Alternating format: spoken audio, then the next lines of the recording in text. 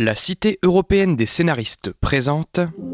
Un bon scénariste, c'est pas forcément quelqu'un qui écrit bien, c'est quelqu'un qui raconte bien, c'est quelqu'un qui est plus proche de l'art du conte et de l'art oratoire. Donc parfois arrivent dans les formations des journalistes, des écrivains, etc., qui sont un peu moins outillés, étrangement, que des architectes ou des gens qui sont mathématiciens ou qui viennent d'autres formations. Les formateurs et le scénario. Salut, c'est Baptiste Rambaud. Un dimanche sur 4, j'ai le plaisir de discuter avec ceux pour qui le scénario est un outil de travail.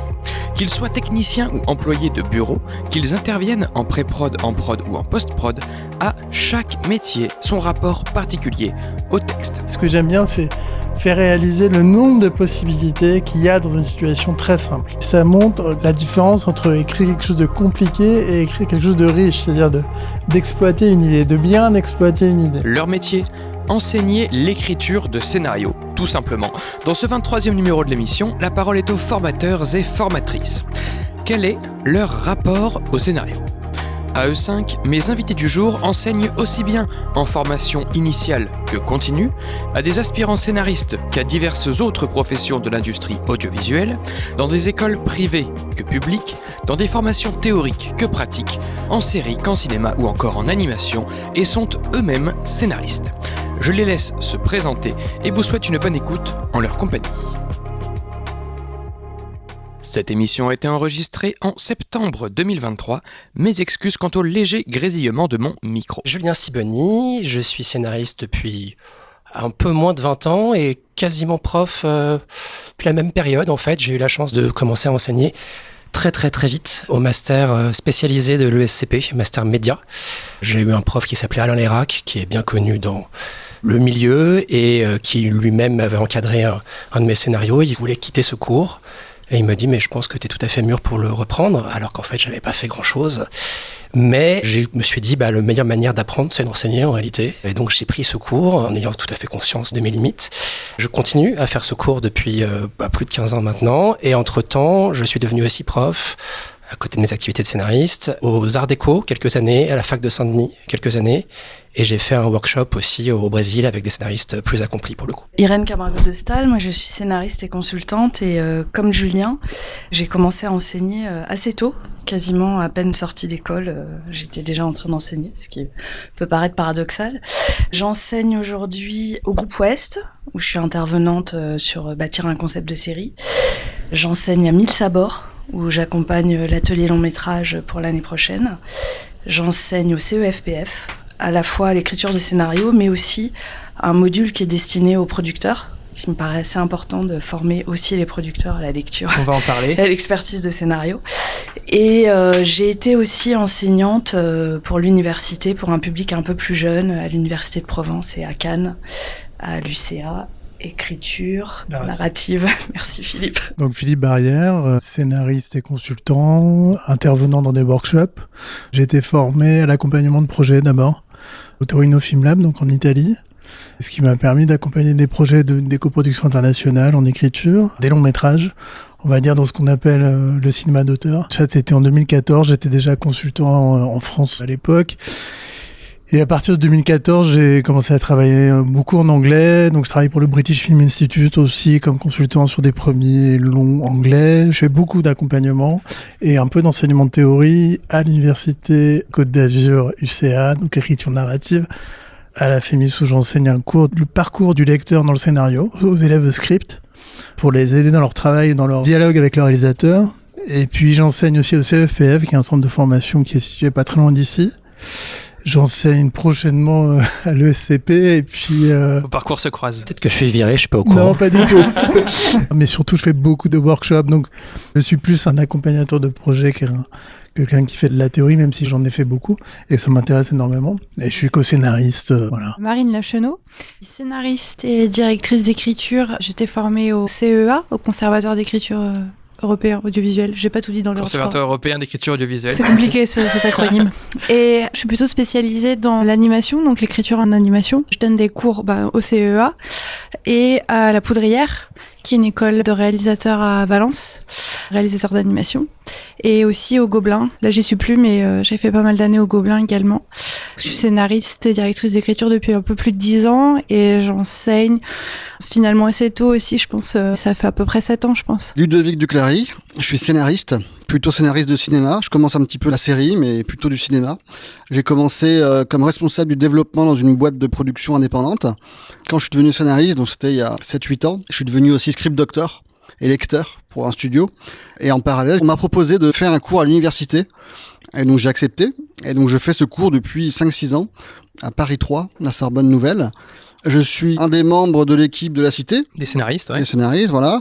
J'encadre un groupe d'apprentis scénaristes. D'apprenants scénaristes, on dit, une dizaine donc de jeunes, et je les accompagne pendant les 6 mois du parcours de la Cité. Qu'est-ce que je fais d'autre? À Dixit, on m'a demandé de faire un cours d'une matinée sur comment vendre son projet. Donc j'ai dit oui, j'ai commencé l'année dernière, c'est très sympa. J'enseigne au ministère des Armées. Il y a une mission cinéma à l'armée qui envoie des consultants sur les séries et sur les films pour aider les scénaristes à ajouter de la vraisemblance et du détail, etc. dans leur projet. Et il se trouve que les militaires ont aucune connaissance, la plupart des consultants n'ont aucune connaissance du scénario et du milieu du cinéma. Du coup, on a créé une formation avec la Cité, celle-là aussi, et on coach un peu des consultants, on leur apprend ce que c'est que le scénario et on leur explique comment parler aux scénaristes et comment aider les scénaristes. Pictanovo, sinon, il me semble. Pictanovo, voilà, je suis plus script doctor. Okay. Il y a une partie un peu d'enseignement aussi, parce qu'il y a beaucoup de jeunes scénaristes. Et du coup, quand on coach sur les projets, on passe souvent par des bases aussi de dramaturgie. Moi, je dirais plutôt souvent coach. Je me sens coach plus qu'enseignant, quoi. Est-ce que ça a toujours été évident pour vous que le scénario s'enseigne et s'apprend? Moi, ça a toujours été évident que ça s'enseigne. J'ai appris. Je suis pas né scénariste. Et quand j'ai voulu faire du cinéma, je pouvais pas écrire un scénario qui soit intéressant et qui soit viable pour un marché et pour que ça devienne un film. Et du coup, j'ai perdu beaucoup de temps quand j'ai démarré, parce que je me suis un peu formé sur le tas. J'ai écrit des premiers projets qui étaient sans encadrement, sans enseignement, et j'ai perdu du temps. J'ai appris. Et donc, quand j'ai commencé à travailler comme scénariste et que j'ai commencé à maîtriser cet artisanat, je me suis dit, enseignons à des jeunes, et si ça peut leur permettre de gagner du temps, tant mieux, quoi. Si c'est écrire un scénario, c'est très facile de trouver comment on formate un scénario sur Internet. Si c'est comment on raconte une histoire pour le cinéma et vraiment toutes les limitations et en même temps les possibilités que ça implique, là oui, ça s'apprend. Mais moi, je suis très, très, très contextualiste. C'est-à-dire que je pense que ça s'apprend pas de la même manière pour tout le monde. Pour moi, je le dis d'emblée, il y a différents types de récits, il y a différents types de cinéma. J'ai pas de propos général. Pour une personne qui veut faire tel type de cinéma, moi je travaille dans le cinéma en priorité, donc il y a des choses à apprendre qui sont prioritaires. Pour une autre, ça va être autre chose. Mais ce qui est difficile, c'est de savoir ce dont on a besoin pour ce qu'on veut faire. Ça prend beaucoup, beaucoup de temps. On peut se tromper, on peut apprendre des choses qui vont nous détruire comme auteurs, apprendre des outils qui sont des mauvais outils pour nous, et ne pas voir qu'on doit absolument bosser les personnages à fond et avoir des outils sur les personnages beaucoup plus profonds. Et ça, cet auto-diagnostic-là, il est difficile. Un formateur, ça sert aussi, pour moi, il y a une mission hyper maïeutique, qui consiste à dire, toi, t'as besoin de te préoccuper de ça. Pour moi, franchement, c'est assez évident que ça s'apprend, dans le sens où j'essaye là de réfléchir à qu'est-ce qui ne s'apprendrait pas. Et je crois que tout se perfectionne, en tout cas, et tout se pratique. Mais j'essaye de me souvenir de ma rencontre avec les techniques scénaristiques. Et je me souviens de l'excitation vraiment à découvrir ce livre qui s'appelle La dramaturgie d'Yves Lavandier et de me dire waouh, il y a 400 pages en fait sur comment ça marche, sur tous ces films, sur toutes ces histoires. J'avais pas vraiment rencontré ça avant et c'était juste hyper excitant de se dire il y a des techniques, il y a un vocabulaire, il y a des exercices, il y a des gammes, il y a des théories. C'était pas évident avant que tu lises ce bouquin qu'il y avait en fait tant de choses à apprendre, c'est ça que je veux dire. Je pense que je m'étais pas posé la question, peut-être. Et en plus, je parle de la dramaturgie, mais on tombe sur la dramaturgie et puis on réalise que les gens se posent cette question depuis toujours. Ouais. Alors c'est pas le scénario pour Hollywood, mais à l'époque, c'est les pièces de théâtre. Qu'est-ce que c'est que bien raconter une histoire ? Aristote et compagnie. Et chacun a ses théories avec beaucoup de choses semblables, beaucoup de choses différentes, beaucoup de choses contextuelles, selon le format, selon le public, selon les époques. Mais il y a sûrement des gens qui font ça du premier jet parce que tout simplement, ils ont, comme en musique, l'oreille absolue. Ils ont emmagasiné beaucoup d'histoires, ils n'ont pas besoin de passer par les gammes, par le solfège, tout ça. Mais dans l'ensemble, pour le commun des mortels, quand même, faire cet apprentissage-là, ça paye. Ok, Irène, toi, est-ce que ça a toujours été évident pour toi que ça s'enseigne et que ça s'apprend le scénario ? Non, et c'est pour ça que je trouvais que ta question était très pertinente. C'est-à-dire que ça dépend d'où tu viens. Autant ça paraît évident, je sais pas moi, d'apprendre l'image, le cadre, le son, de devenir chef opérateur, on se dit tiens, je vais devoir me former. Comme le scénario, l'outil de base, on va dire, c'est lire, écrire. On arrive parfois avec beaucoup d'orgueil dans ce métier. Je dis un on général, mais j'en fais partie. Des gens comme moi qui ont des parcours un peu de littéraire, de cagneux, puis le parcours de terrain. J'étais monteuse, j'étais script, j'étais assistante réa, je bosse en production. On se dit qu'on connaît très très bien le scénario parce qu'on en a lu beaucoup, parce qu'on a été confronté, parce qu'on a galéré sur des textes, etc.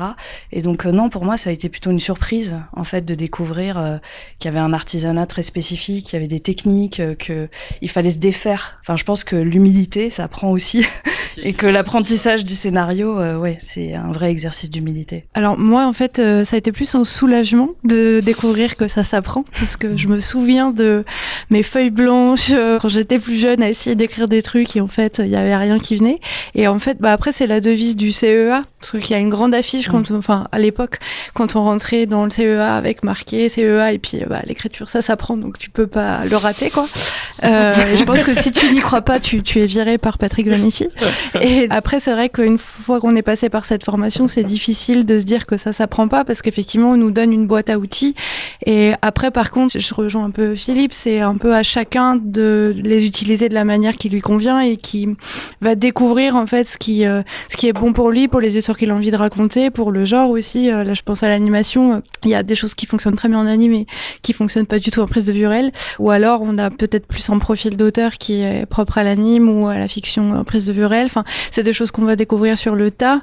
Et ça, je pense que c'est pas de l'apprentissage théorique, mais qui est vraiment de rentrer dans la pratique et ça va se compiler avec effectivement un apprentissage plus théorique. Ok, je vais approfondir sur ce qu'avait commencé Philippe tout à l'heure. C'est quelle est votre conception de l'enseignement ? Votre rôle de prof, vous le concevez comment en fait ? Ça, c'est une question très compliquée. En tout cas, le plaisir de l'enseignement, je sais pas si c'est la même chose, c'est de voir quelqu'un, de voir là où il est bon, là où il y a quelque chose, et de voir quels sont les outils qui vont l'aider à aller plus loin. Voilà. Et après, en deçà, il y a la base de la dramaturgie. Mais ça, la base de la dramaturgie, pour moi, plus c'est simple, mieux c'est. Ça doit être très simplement expliqué, parce que c'est les fondamentaux qui sont pas maîtrisés souvent. C'est pas des choses hyper subtiles, des concepts super subtils. C'est les fondamentaux, c'est qu'est-ce qu'il veut le personnage, et s'il a pas ça, qu'est-ce qu'il perd. Voilà. Dans mon expérience, ce qui est difficile, c'est que quand les gens attendent trop de la théorie, ils se rendent pas forcément compte que la théorie, il va falloir se l'approprier et l'utiliser en écrivant tout le temps, en fait. En écrivant beaucoup, et en réécrivant. Donc moi, j'insiste beaucoup sur le fameux mot « écrire, c'est réécrire ».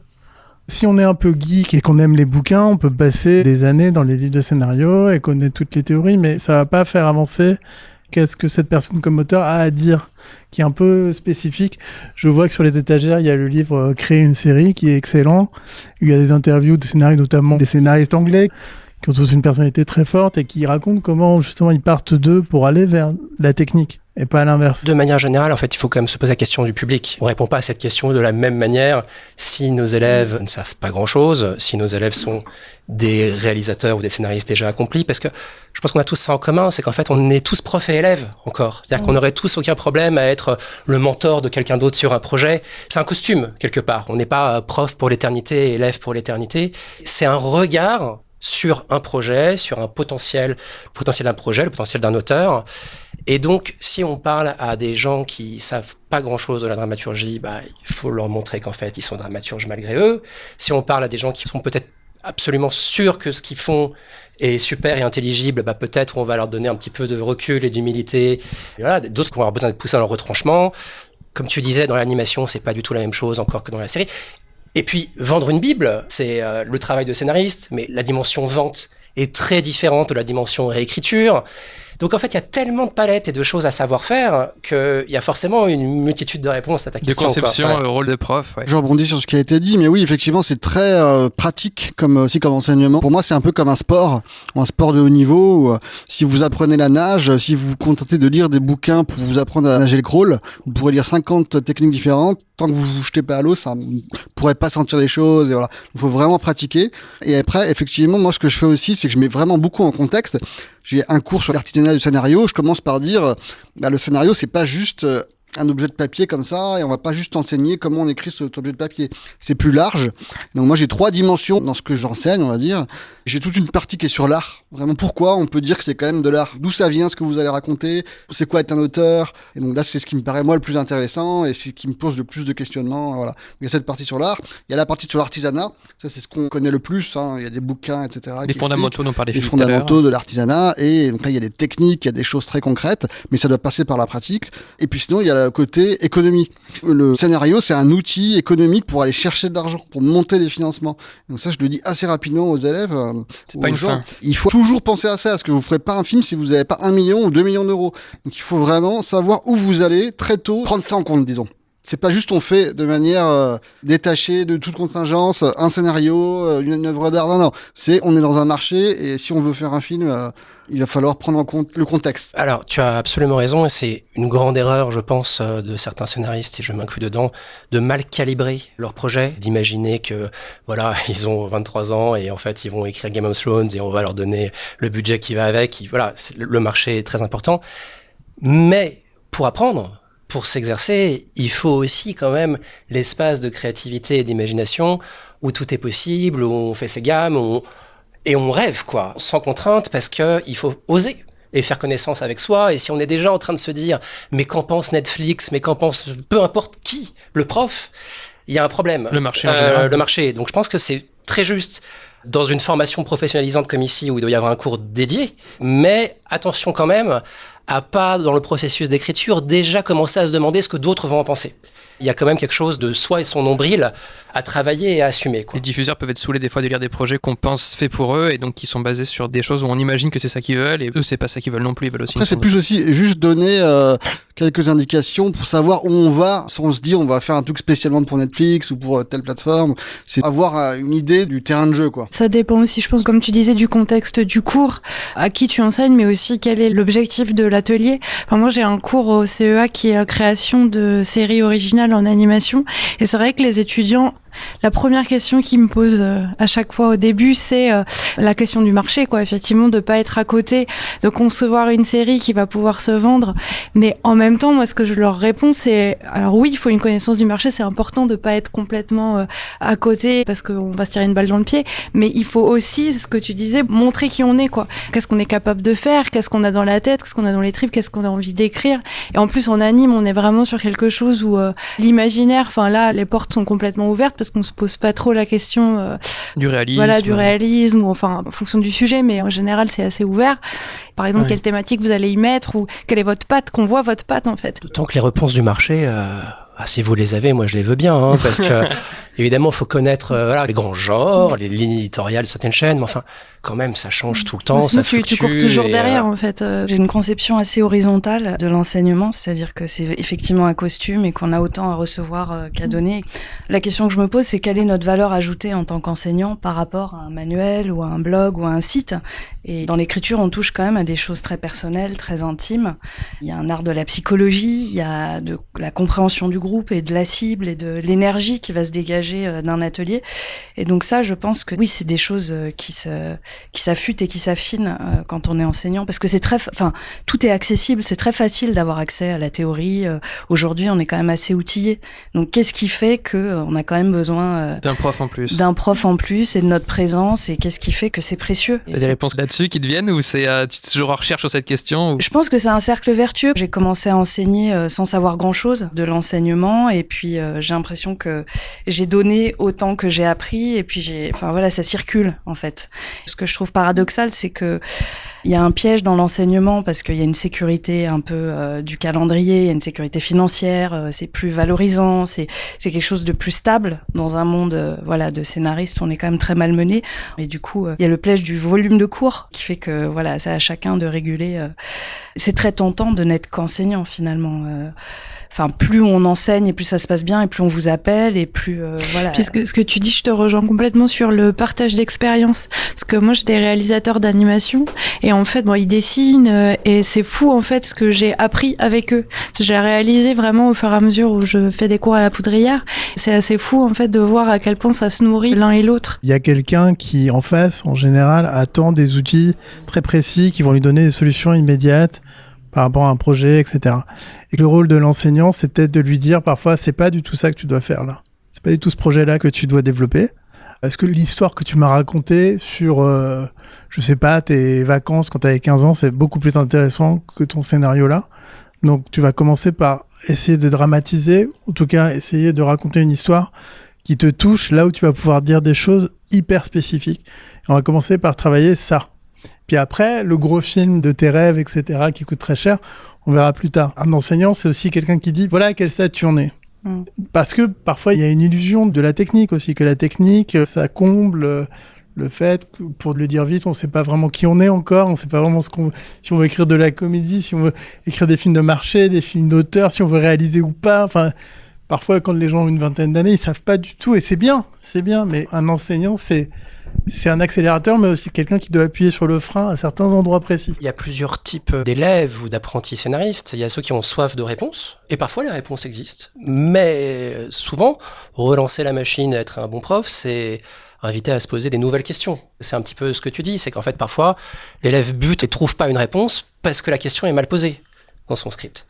S'appuyer sur la théorie pour reformuler les questions autrement, mais de jamais croire que les réponses sont dans les manuels. Ça, je pense qu'on est tous d'accord là-dessus, que les manuels ou la théorie, ça sert à mieux parler, mieux se comprendre, mieux questionner. Et puis après, en fait, c'est le scénario ou les personnages ou la structure qui trouve la réponse. C'est pas le prof, jamais. C'était ma question suivante, c'est quelque chose qu'on se pose beaucoup. Est-ce qu'il y a des lois ou des règles en dramaturgie ? C'est un truc qui est très décrié de l'extérieur. On a parlé de fondamentaux et d'artisanat. Qu'est-ce que ça veut dire un bon scénario ? Voilà, est-ce qu'il y a des lois, des règles ? Pour moi, on peut pas dire qu'il y a un bon scénario, parce qu'il n'y a pas un modèle de scénario unique. Il y a plein de scénarios différents en fonction du type de film qu'on veut faire ou de série. On n'attend pas les mêmes choses. Il y a des scénarios très axés sur l'intrigue, donc qui vont utiliser certaines techniques, mais qui seront pas les techniques qui vont nous servir pour quelque chose qui va être plus sur les personnages. On sera plus dans les émotions, dans l'intimité. Il y a un modèle classique, voilà, qui répond aux règles de la dramaturgie, mais c'est un modèle. Et tout l'enjeu pour moi, en tout cas, c'est de déconstruire ce modèle, quoi. Je dirais que toute chose égale par ailleurs, c'est mieux si on a envie de tourner les pages. Voilà, c'est quand même un invariant. Si en fait on a envie de savoir ce qui se passe ensuite, c'est toujours un peu mieux que l'inverse. Maintenant, moi, ma réponse à cette question-là, par laquelle je commence en général mon cours, c'est selon les lois que vous vous êtes données. Il y a des bons scénarios et des mauvais scénarios. À vous de vous donner les lois, vos objectifs, et après on évalue. Bon, et l'exemple le plus facile, c'est les rires. Voilà, c'est une récompense en comédie, ça peut être atroce dans un film où c'est pas l'objectif. Le lecteur, le prof, va nous aider en nous posant nos retranchements, à nous poser les bonnes questions pour évaluer notre script. J'ai l'impression que quand un scénario est bon, c'est effectivement quand on tourne les pages et qu'on est touché par quelque chose. Quand il y a un certain type d'émotion, c'est pas forcément une émotion d'empathie, ça peut être aussi la peur, ça peut être plein de choses, mais il y a un impact. S'il n'y a pas d'impact, le scénario, ça marche pas. Comme on dit, ça ne marche pas. Ça fonctionne pas. C'est un mot qu'on emploie beaucoup dans l'industrie. Ça fonctionne pas. C'est même pas c'est bien, c'est pas bien, c'est ça marche pas. Après, il y a le mauvais scénario. Je passe sur le cas où il y a rien, où on n'est pas au niveau minimal, mais le mauvais scénario, c'est souvent un scénario dont on sent la promesse, on voit l'idée qu'il y a derrière. Et le scénario ne remplit pas l'idée, en fait. Sur 90 pages de scénario, il y a 45 pages, je parle de long métrage, qui exploitent un tout petit peu l'idée, mais après, ça tombe. Et ça, c'est souvent, et c'est pas mal une question de technique, ça, quand même. C'est pas mal une question de diagnostic, c'est pas mal une question d'expérience. Donc, le mauvais scénario, c'est pas forcément c'est pas le scénario bête. C'est un scénario qui a quelque chose de très intéressant, qui n'est pas exploité comme cela pourrait être. Voilà. Et ça, c'est difficile. C'est très difficile d'exploiter une idée parce qu'il faut avoir conscience de l'idée qu'on a mis dedans. Il faut savoir ce qu'elle implique techniquement. Il faut savoir dans quel genre on est. Il faut savoir dans quelle forme on est, dans quelle tradition on est. Moi, je parle pas beaucoup de règles en dramaturgie. Je parle beaucoup de traditions. Parce qu'il y a des traditions différentes qui sont très fortes, culturellement très ancrées. Il y a des formes. Voilà. Et du coup, on est toujours dans un espace. Parfois, quand on débute, on a l'impression qu'on est nulle part, qu'on n'appartient pas à une tradition. On n'est pas en train de faire quelque chose. On n'est pas en train de mélanger les genres. On est en train de faire quelque chose d'assez précis. Et si on ne sait pas ce qu'on est en train de faire, c'est difficile d'aller au bout. C'est ça l'espace du travail pour les consultants, les formateurs, il est beaucoup là. Ce que tu décris, ça s'appelle le développement, en fait. Et effectivement, parfois, il y a des développements complètement foirés, pour toutes les raisons que tu viens de citer. Je pense que c'est un objet assez disgracieux, le scénario, à la base. Et la question, c'est de savoir comment rendre sexy quelque chose qui est très disgracieux, en partant de l'idée, comme dit Ludo, que c'est un outil de financement et de séduction. Et donc, la question, c'est est-ce que le scénario se suffit à lui-même ? Il y a une réponse qui serait oui. On devrait pouvoir lire un scénario sans savoir qui va tourner dedans, qui va le réaliser, quel est son budget, etc. La réalité, c'est quand même qu'on lit un dossier. Le scénario fait partie d'une grande boîte.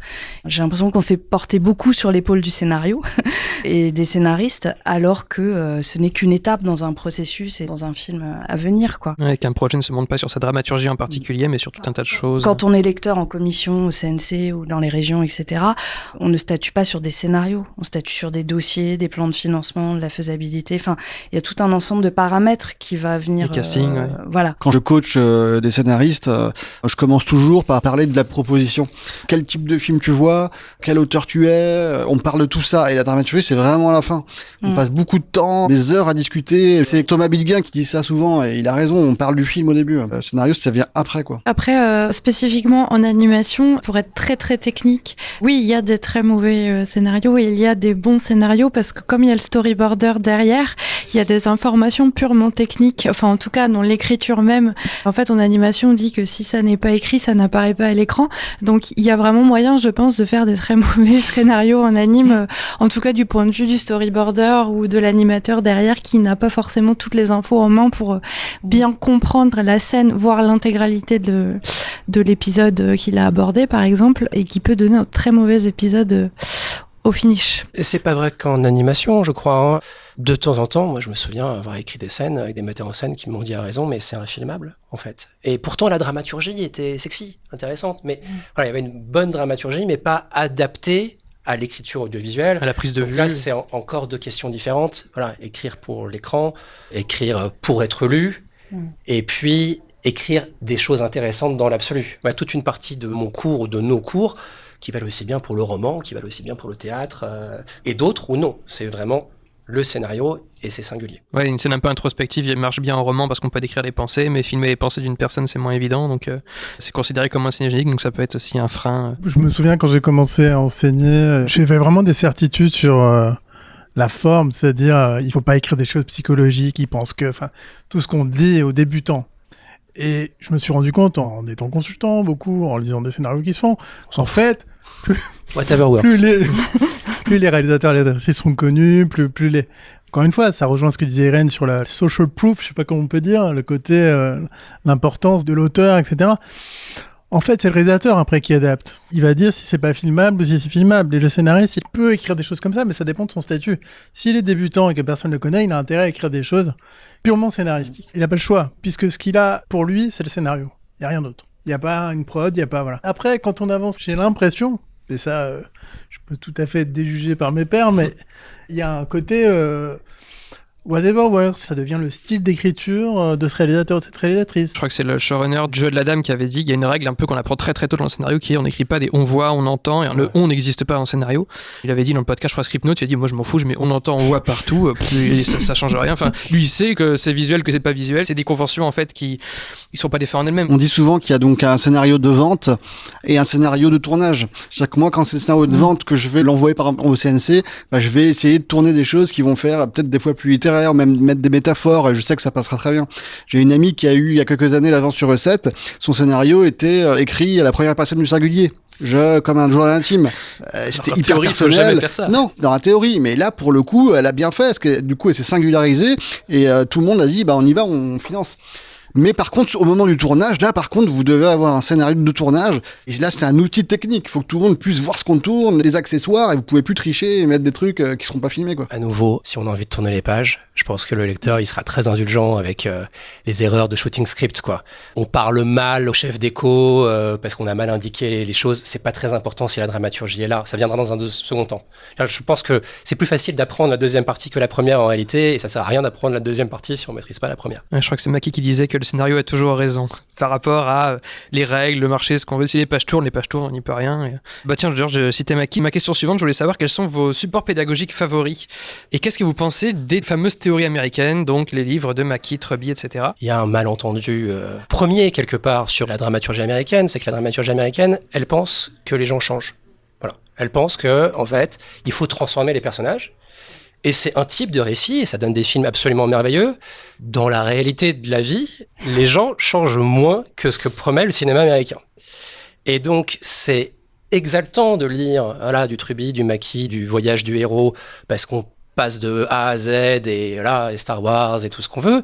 Il y a heureusement d'autres manières d'écrire, d'autres traditions d'écriture, avec d'autres codes, qui ressemblent peut-être un peu plus à la vraie vie. Le série, notamment, évidemment, nous promettent davantage ce voyage-là. Maintenant, moi, j'ai adoré lire ces manuels-là. Je continue de temps en temps à employer leur langue. J'invite souvent dans mes cours des scénaristes qui sont parfois très durs, qui vont dire « Ah, Truby, c'est nul ». J'ai envie de leur dire « Mais ne leur dis pas ça tout de suite, parce que peut-être que maintenant, là où ils en sont, ça les aide de tels concepts. Et puis, ils seront peut-être plus mûrs ensuite pour se rendre compte que c'est peut-être fragile, que ça a été dit ailleurs. Mais je pense qu'il faut les lire pour pouvoir s'en détacher, tout simplement. Et puis, surtout, il ne faut pas en lire qu'un. Ça dépend à quelle étape tu les lis. C'est-à-dire que si tu les considères comme des manuels d'écriture ou de créativité, tu vas être très vite bloqué, alors que ce sont des manuels de réécriture et de diagnostic de scénario qui aident à restructurer une pensée. Donc ça, c'est déjà quand même un premier filtre, et c'est pour ça que moi, souvent dans les ateliers, dans l'enseignement, je déconseille de commencer par les lire, en fait. C'est quelque chose qu'on fait plutôt à l'envers, en fait. J'aime bien l'idée qu'ils fassent leurs propres expériences avant d'essayer de théoriser leurs pratiques, parce que, enfin, si on se dit, tiens, je vais faire les 22 points ou les 7 points de Truby et je vais écrire selon ce canevas, on va être très très vite bloqué. Or, ça peut être des outils très puissants de réécriture, quelles que soient les méthodes. La deuxième chose, c'est que je suis assez d'accord avec Julien sur le rapport anthropologique qu'on peut avoir à ces manuels, c'est-à-dire qu'effectivement, ils répondent à une certaine idéologie dominante, certes, du marché américain, qui est que les personnages évoluent, qui est que la vie a un sens, qui est que les choses ont une fin. Toutes les cinématographies ne s'insèrent absolument pas dans ce canevas.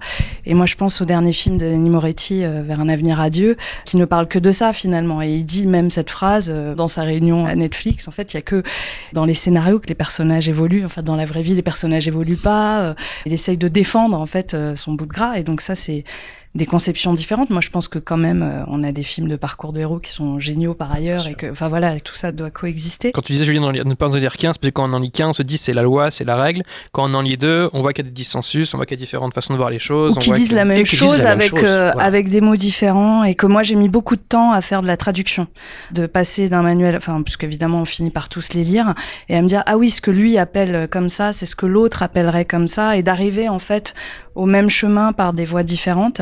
C'est des outils qui sont très utiles aux chargés de développement, aux directeurs littéraires, aux script doctors, aux consultants, aux producteurs, etc. Je sais pas si en première instance, on a vraiment besoin de d'abord lire ces livres-là pour écrire. De fait, je crois qu'on n'a jamais entendu quelqu'un dire « j'ai eu cette idée brillante en lisant Maki ou en lisant Truby ». C'est pas comme ça que l'inspiration, l'étincelle, la créativité vient. En revanche, voilà, muscler son scénario, mettre des mots sur où on est bloqué, l'amener un peu plus loin, oui. Quand j'ai démarré, il y a 20 ans, il y a longtemps, je ne connaissais rien au cinéma, je n'étais pas du tout dans le milieu, et j'ai lu un bouquin de Sitfield sur le scénario, et j'avais découvert effectivement, comme toi, il y a des règles et tout, voilà. Ça m'a un peu démystifié le truc, et puis c'est après que j'ai découvert l'effet pervers de ces bouquins. Ce que j'ai remarqué, c'est qu'ils, très dans une tradition américaine, ils vous font croire que c'est facile d'écrire, et que si tu suis les règles, tu vas faire un projet qui va se vendre, qui va faire des millions, je sais pas quoi. C'est complètement faux, ça. L'écriture, c'est long, c'est chaotique, c'est de la réécriture, c'est pas linéaire, c'est pas je fais 21 étapes dans un ordre, non, c'est on fait dans le désordre, etc. Des fois, il n'y a pas toutes les étapes qu'il me propose. Il y a un vrai effet pervers à ces bouquins. Un jeune, il peut croire que c'est comme une parole d'évangile et se retrouver un peu paumé. Il se dit, si il me manque telle étape, c'est que mon truc est pas bon. Alors, pas du tout, en fait. Et à l'inverse, si je les ai toutes, c'est que le scénario est génial, et donc voilà, forcément, et en fait, il va trouver preneur. Toujours, on va voir les ficelles et ça fonctionnera pas. Donc voilà, ils font croire que c'est facile. Et puis après aussi, c'est que oui, ils sont basés sur vraiment la structure classique. Début, milieu, fin, parcours de voyage du héros, transformation, etc. Et il parle quasiment jamais, il n'y en a aucun qui parle des autres types de récits. Du minimalisme, du récit choral, du... Ou alors il les développe pas, je crois. Maki, il en parle un peu, Maki, mais un petit peu, c'est il seul, dit que ça existe, ouais. mais il les traite pas pour autant. Il devrait faire un bouquin en plus pour montrer comment on déconstruit les règles, comment on diminue la force de l'action, pourquoi on fait ça, pourquoi on crée de la chronique, voilà. Je suis lecteur de scénario à côté, et là j'ai lu un scénario récemment où c'était un thriller, et donc chaque scène, il fallait de la tension, donc c'était tension non-stop de scène A à scène Z, et c'était que des problèmes tout le temps, sans ménager, de légèreté, sans d'évolution dans le rythme. C'est conflit.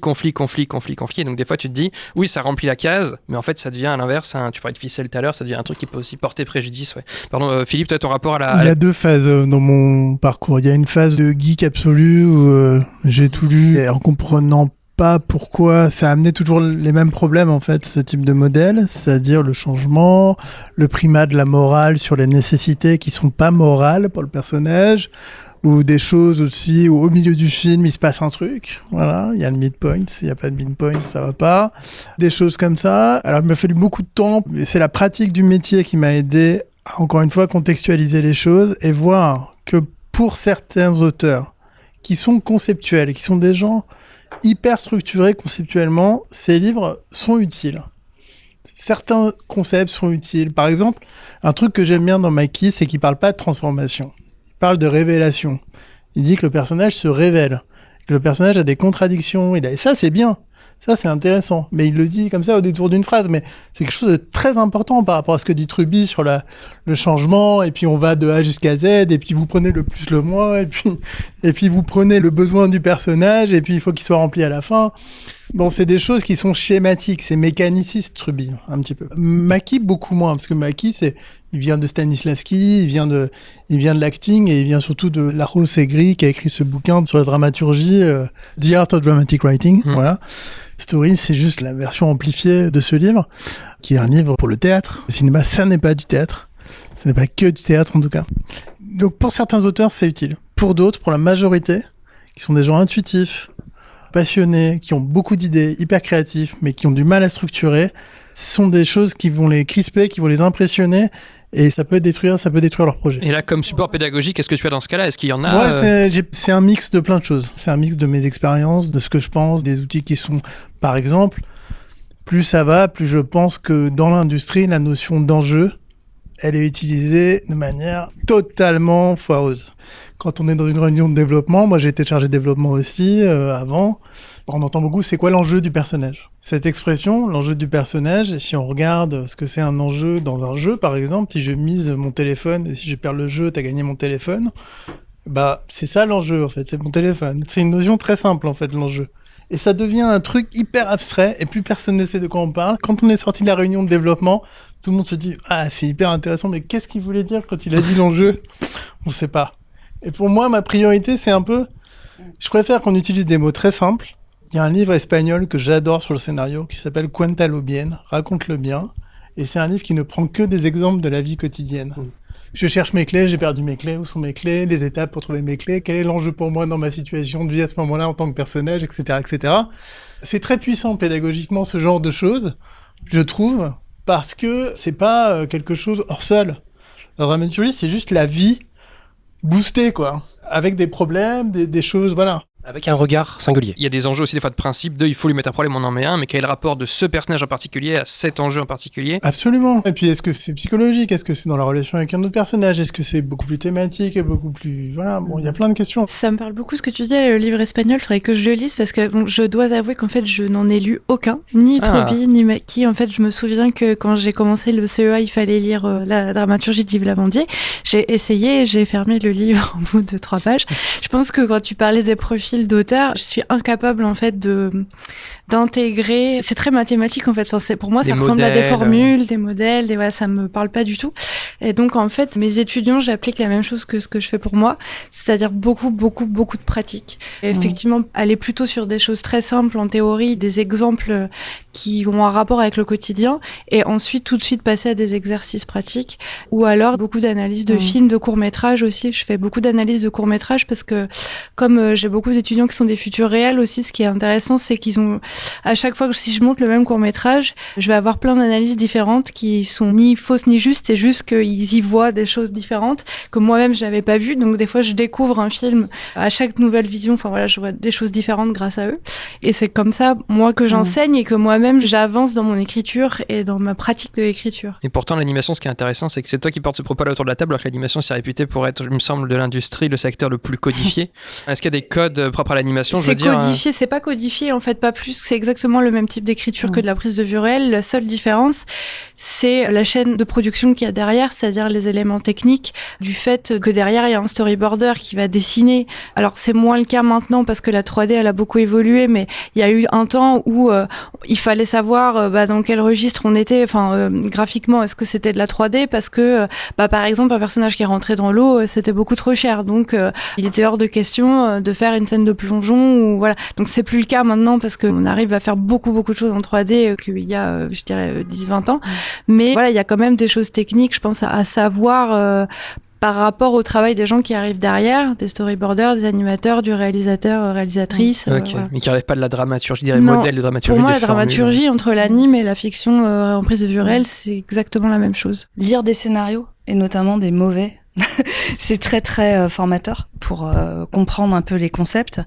Et aussi, j'ai remarqué moi dans mes cours que souvent la partie arrière-boutique, cuisine, c'est-à-dire les interviews des réalisateurs, les articles de journaux, les sites, les blogs, etc., ça les intéresse beaucoup plus de savoir comment Paul Schrader a eu l'idée de faire Taxi Driver et d'où c'est venu et pourquoi c'est une obsession et pourquoi cette obsession revient dans tous ses films et comment ça marche dans sa mécanique et son cerveau. J'ai l'impression que il y a des bouquins qu'on cite très peu, La fabrique du cinéma d'Alexander McKendrick, le Hitchcock Truffaut, enfin des bouquins de Schrader, etc., qui sont quand même pour moi des vrais manuels de théorie de dramaturgie, qui sont plutôt des auteurs qui conscientisent leur pratique que des théoriciens de la dramaturgie. Et ça, j'ai remarqué que souvent ça passionne beaucoup et qu'on les connaît assez peu.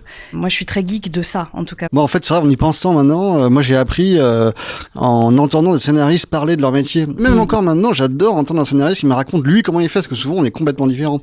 Quand j'étais à la Guilde, j'avais créé un podcast qui s'appelait Secret de scénariste et on interviewait pendant 1 heure ou 2 un scénariste sur vraiment comment il travaillait concrètement. Julien, t'avais d'ailleurs fait un numéro. T'es venu pour Selfie. Ouais. Et j'ai continué à apprendre en faisant cette émission. Et donc, ce que je dis toujours à mes élèves, c'est je leur donne une liste de références en fin de premier cours. C'est genre, allez écouter Secret de scénariste, lisez tel bouquin de la parole de scénariste. Et vraiment, je leur dis, il faut du concret. Il faut vraiment des gens qui ont fait, qui comprennent ce que c'est et qui vous expliquent. Au début de mon enseignement, je m'appuyais beaucoup sur la théorie et il y avait quelque chose d'assez excitant à voir dans le regard des élèves. Ah oui, effectivement, à reconnaître en fait la structure, à mettre des mots dessus et à se rendre compte qu'en fait des films qui pensaient très différents parfois étaient semblables, avaient des lois semblables.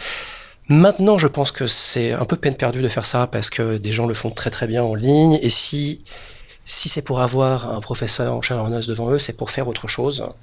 Et donc, je préfère partir d'exercices. J'en ai 2, 3, 4 qui me servent en fait de support. Je leur donne et je les aiguille vers la lecture. Ceux qui veulent y aller, y vont. Certains n'iront jamais. C'est pas forcément les meilleurs qui y vont et les moins bons qui n'y vont pas. Voilà. La jubilation des élèves aujourd'hui, elle est plus de se rendre compte que la dramaturgie est sous leurs yeux, plutôt que de la reconnaître dans les lectures. Voilà. Je crois que c'est vrai d'ailleurs à tous les enseignements. Les élèves aiment réaliser d'eux-mêmes que la pratique rejoint la théorie en réalité, plutôt que l'inverse. Okay. Il y a un exercice là que je fais assez récemment, mais dont les étudiants étaient vraiment très contents, c'est de faire des cas pratiques. C'est-à-dire que je prends une série dont j'ai fait le développement de A à Z, ou moi ou un collègue que je connais bien, et je vais vraiment décrire tout le processus de création, mais aussi de fabrication technique avec la production, le rapport avec le diffuseur, voilà, vraiment chronologiquement de A à Z jusqu'à la diffusion, si le projet a été jusqu'à la diffusion à la télé. Et ça, je sais que ça mélange du coup la théorie et la pratique vraiment très concrète d'un projet qui a été fait. Et en général, ça prend assez bien que les étudiants, je pense, du fait que ça mélange justement comme ça une expérience personnelle, professionnelle et aussi de la théorie. Je fais un exercice comme ça aussi, très concret, où je prends une scène que j'ai écrite pour un long métrage qu'on a fait, qui a été tourné, qui va sortir, et cette scène, sans leur dire avant, je l'ai détruite, quoi. Je l'ai rendue pourrie. C'est-à-dire que j'ai enlevé tout le conflit, j'ai aplati le truc, j'ai enlevé tous les détails sympas, toute la mise en scène, tout. Je fais genre, un truc à plat, donc je leur donne en leur disant, voilà, je l'ai écrit, chacun prend un personnage, on en lit tous, et après je leur dis, alors votre avis. Et je vois qu'ils osent pas trop dire, etc. puis à la fin, pour se soulager, je leur dis, mais dites-le, c'est nul, quoi. Vous pouvez le dire. Et là, je sors maintenant la vraie scène, qui est dans le film, et je leur dis, voilà, maintenant, comparez les deux, et qu'est-ce que vous voyez de différent? Et là, ils commencent vraiment à comprendre comment ça fonctionne, quoi. J'ai jamais osé faire ça, c'est-à-dire vraiment travailler sur un mauvais film ou un mauvais scénario pour voir la différence. Mais je pense que c'est très pertinent comme exercice. Moi, j'ai un problème avec les élèves aujourd'hui, peut-être vous avez le même, c'est qu'en fait, ils sont extrêmement bienveillants. C'est-à-dire qu'ils ont beaucoup de mal, en fait, à critiquer et à dire c'est pas bien, ça marche pas. De temps en temps, je fais lire à haute voix leur scène, et en fait, ils s'applaudissent tous, ils sont tous contents. Après, je leur demande, mais pourquoi c'est bien, en fait? Et là, ils ont du mal. Et je me dis, en tout cas, avec les néophytes, c'est la loi que je me donne un petit peu, c'est qu'ils puissent mettre des mots. Pourquoi c'est bien, pourquoi c'est pas bien, d'après vous? Ça s'apprend, quoi, à mettre des mots et à améliorer. Je m'inquiète un peu de la bienveillance, parce qu'en fait, on apprend moins vite. Et il y a cette phrase, je sais plus où je l'ai lue, là, vraiment, ceux qui the easily shamed are not as good learners. Écrire, non, c'est pas bien, on recommence. C'est pas grave. Après, je pense que c'est pas une question de bienveillance. J'ai fait une formation où là, pour le coup, j'étais étudiante et où tout le monde trouvait que voilà, tout était formidable. Ouais. Je pense que c'est plus qu'on ne sait pas, en fait. On n'a rien à dire ou alors on trouve que tout est formidable parce qu'on connaît pas. Mais en fait, par contre, je pense que la bienveillance au sein d'un atelier avec différents étudiants et qui savoir critiquer, en fait, avec bienveillance Fondamental, pour évidemment. avancer, Ouais. ça, c'est quelque chose que je valorise beaucoup. Le truc de Story Trust qu'avait mis Pixar en place pour développer leur film, où ils faisaient une table ronde où tout le monde devait dire ce qu'il pensait en bienveillance, mais dire quand même ce qu'il pensait pour faire avancer les projets. Mais ce qui effectivement n'est pas toujours facile parce qu'on a peur aussi de heurter. Il y a le côté jugement, il y a le côté est-ce que j'atteins les personnes sur un terrain intime parce que les sujets peuvent être personnels, etc. Il y a aussi Ce qu'il faut, c'est que le retour soit intelligent, quoi. Faut pas qu'ils parlent trop vite sur j'aime pas. Il faut qu'ils aient une raison de dire ce qu'ils ont à dire et qu'ils expliquent un peu. Ça, c'est aussi quelque chose à leur apprendre, je trouve souvent, de dépasser le j'aime pas. C'est-à-dire que l'approche purement subjective, c'est aussi d'apporter un avis critique construit par rapport à justement ce qu'on leur apprend en cours de théorique et Moi, je leur fais lire par exemple 2 scènes. Une scène de Audiard, de Battre mon cœur s'est arrêté, avec plein de sous-textes super bien pour les comédiens, et une scène de Plus belle la vie.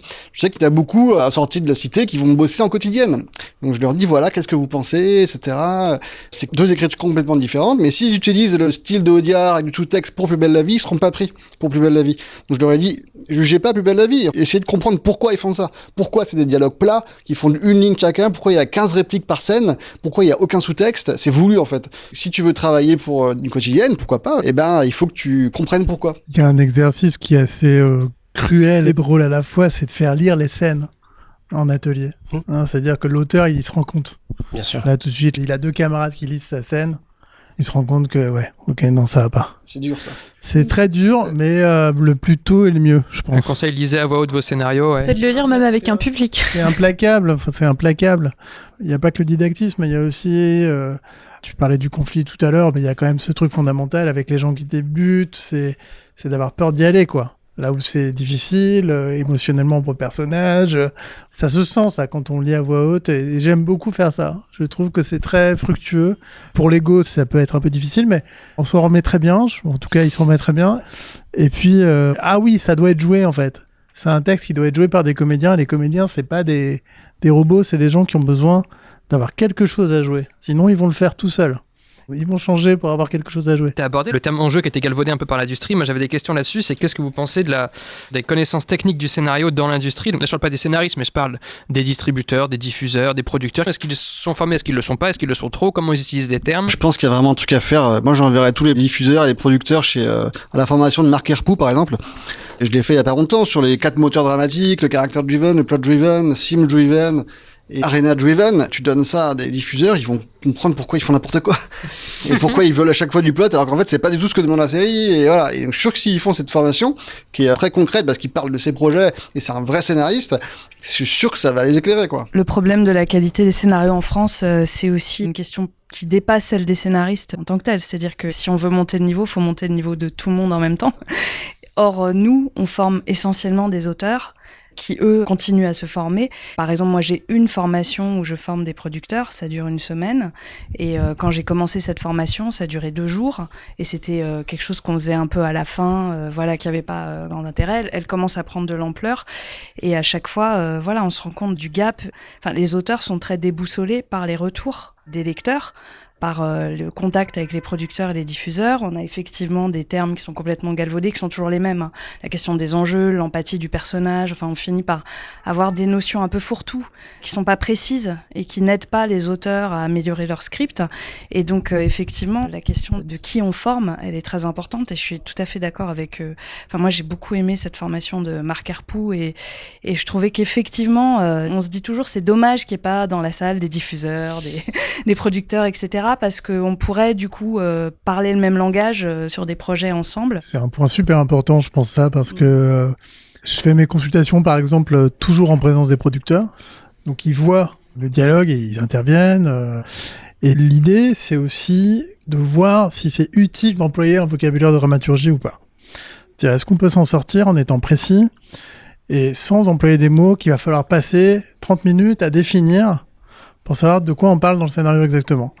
C'est beaucoup plus utile pour un auteur d'avoir un producteur ou un chargé de développement qui dit ce que j'ai pas du tout fait quand j'étais chargé de développement, soit dit en passant. Parce que moi, j'avais lu les bouquins, j'ai arrivé dramaturgie, enfin, voilà, ça a pas donné que des catastrophes, mais je veux dire, aujourd'hui, avec le recul, je veux dire, c'est quelque chose qui est risqué, qui est très risqué. Il vaut beaucoup mieux, à mon sens, avoir donné, en tant que chargé de développement au producteur, un retour sincère sur ce qu'on a ressenti, étape par étape, mais vraiment de manière très simple. Et ensuite, à partir de cette base émotionnelle hyper sincère, hyper précise, parce que si c'est pas précis, bon là je me suis un peu ennuyé, mais après bon ça va, ça c'est pas intéressant. Mais ce qui est intéressant, c'est de prendre le scénario et de vraiment, et il y a les producteurs qui le font. Les producteurs qui le font, et ceux-là, ils ont compris qu'un auteur, ça a besoin d'avoir quelqu'un en face qui est sincère et qui dit, voilà, j'ai ressenti ça, là je m'ennuie. Là ton personnage, j'ai plus envie de le voir, je l'aime plus. Là, en fait, je me pose telle question. Là, je me dis, en fait, c'est une fausse piste, machin. Là, tu me mets cette question dans la tête. Bah, pas du tout. C'est pas du tout ce que j'ai voulu faire. Si. C'est dans le scénario. Ah bon? Voilà. Ça, c'est hyper utile.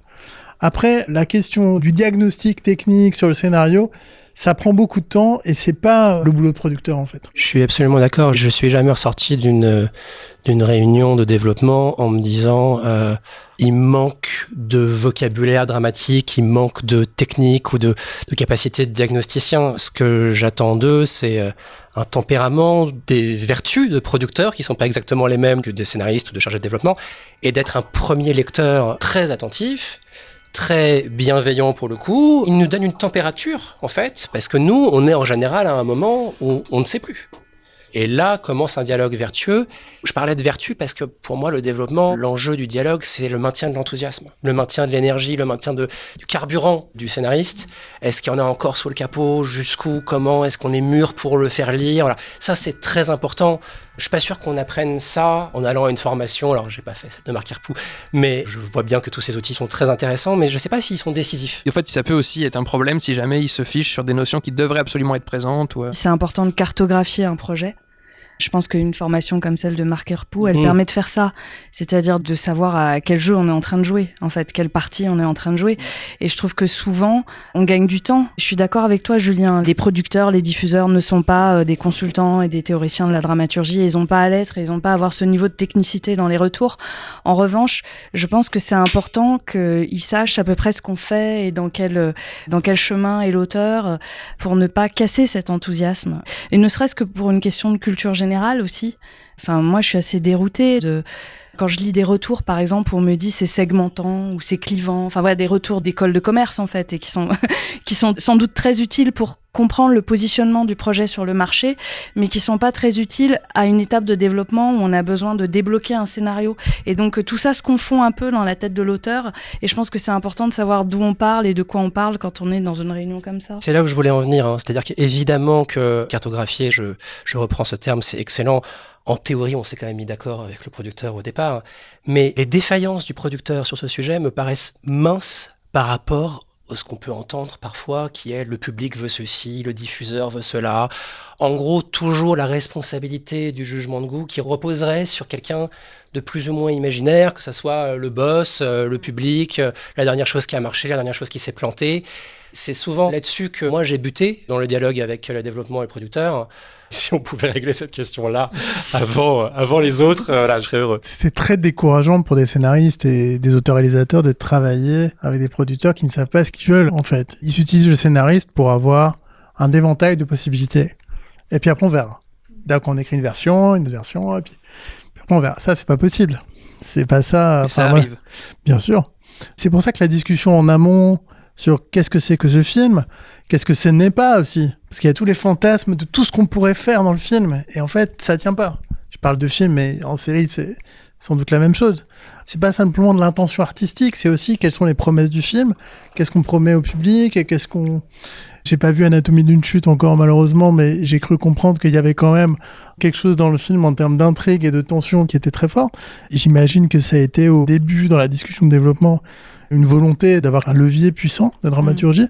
La position de scénariste est tellement fragile que si c'est en plus pour travailler avec des producteurs qui utilisent la matière du texte comme un essai pour voir ce qu'il faudrait faire, le développement peut pas fonctionner. Moi, c'est pas tellement effectivement qu'ils connaissent pas les notions, ou je pense qu'effectivement ils les connaissent, mais peut-être qu'ils les appliquent pas toujours très bien, ou on a l'impression de pas forcément parler le même langage tout le temps. C'est plus que faudrait plutôt régler la question de la reconnaissance d'expérience. En fait, moi, j'attends pas qu'ils me disent comment je dois écrire mon scénario, parce qu'a priori, c'est mon métier. Quand j'arrive avec un scénario, j'attends plutôt qu'ils fassent leur métier à eux, c'est-à-dire de le vendre, qu'ils aient une vision et qu'ils le portent auprès des diffuseurs et qu'ils trouvent des financements, etc. Donc pour moi, c'est plutôt régler d'abord cette question-là, après qu'ils accompagnent dans l'écriture. En tout cas, moi, c'est pas ce que j'attends en premier lieu, quoi. Mais c'est toujours beaucoup plus pratique si on parle la même langue, ça c'est certain. À la Cité, on fait des exercices comme ça où on fait même des jeux de rôle où quelqu'un joue le producteur et quelqu'un joue le scénariste. Et ça fait partie de l'apprentissage du métier. Donc, c'est pas juste écrire, c'est aussi tout ce qu'il y a, les savoir-faire, comme on communique avec quelqu'un qui nous fait une commande. Tout ça, je pense que ça peut s'apprendre. En tout cas, souvent je dis aux apprentis, mais vous vous rendez pas compte de la chance que vous avez. En 6 mois, mais tout ce qu'on vous fout comme info, et comme moi, ça m'a pris 10 ans pour comprendre comment ça marchait. Au début, je mystifiais complètement les rendez-vous, j'avais peur, machin. J'ai perdu un temps fou pour apprendre doucement. On voit bien qu'il y a 2 types d'élèves. Il y a des gens qui aiment la liberté et des gens qui aiment la commande. Enfin, 2 types d'élèves, 2 types de scénaristes. Il y en a, effectivement, il va falloir les inviter à être encore plus audacieux et ils vont accélérer parce que on leur donne les ailes de l'originalité. Et d'autres qui ont absolument besoin d'un retour au même, au genre, au point fixe. Et ceux-là, évidemment, il faudra quand même qu'ils soient originaux à leur manière. Un exercice que j'avais vraiment beaucoup aimé, je donne souvent le journal, tout simplement. Et voilà, pour la semaine d'après, ils disent tous les mêmes articles, et puis ils doivent revenir avec un point de vue. Et en fait, quand ils prennent le même article, la même commande, mais qu'ils réalisent à quel point ils font des propositions singulières et différentes, alors qu'on leur a dit la même chose, c'est assez jubilatoire. Mais tu donnes le même article à tout le monde ou un journal et ils choisissent? Alors, bon là en l'occurrence, c'était particulièrement réussi parce que c'était le jour de la mort de Bernard Tapie. C'est un personnage qu'on aime, qu'on déteste. Et il y a ceux qui étaient sur la mort, en fait, qui avaient envie de parler de la mort. Est-ce que c'est qu'être le fils de quelqu'un de connu et la mort qui nous échappe quelque part? Ceux qui avaient envie de parler d'arnaque, ceux qui avaient envie de... Voilà. Et ça, c'est assez excitant parce qu'on se rend compte qu'en fait, il y a quand même ce grand mythe que les idées nous tombent dans la tête. Non, en fait, on rebondit en général sur une commande qu'on s'est donnée à nous-mêmes, parfois, ou alors que le producteur nous a donné. Je dis ça parce qu'en fait, dans ce que tu disais, Philippe, parfois c'est l'inverse aussi. Parfois c'est le scénariste qui promet un film et puis qui en cours de route change d'avis. Parce que finalement le film est ailleurs. Et quand c'est vertueux, le producteur, il nous suit, ou alors il nous dit désolé, c'est pas pour ça que j'ai payé. Mais ça arrive aussi. Tout à fait, c'est une situation de développement où en tout cas, la clarté du langage qu'on utilise pour dire voilà ce qu'est le projet, voilà ce qu'est le film, voilà ce qu'est le genre du film ou le mélange de genres, voilà ce qu'on espère en termes de budget aussi. Est-ce qu'on fait un gros film? Est-ce qu'on va chercher des studios? Est-ce qu'on va à l'aventure recette? Est-ce qu'une coproduction internationale? Pas du tout. Tout ça, c'est des questions qui font partie aussi pour moi du dialogue avec peut-être pas le chargé de développement, mais en tout cas le producteur. Ça, c'est sur des films très auteurs. Tout à fait. Là, je parle de Bernard Tapie parce que typiquement, un producteur pourrait avoir une idée de film sur un sujet de société ou sur un personnage vivant. Et puis là, au scénariste d'arriver et avec toute sa singularité de point de vue et d'angle. Sinon, on fait un biopic Wikipédia ou alors on fait Je dis souvent ça aux scénaristes. Pourquoi est-ce que c'est pas un documentaire, votre histoire? Et il faut savoir répondre à cette question-là parce que sinon, le réel...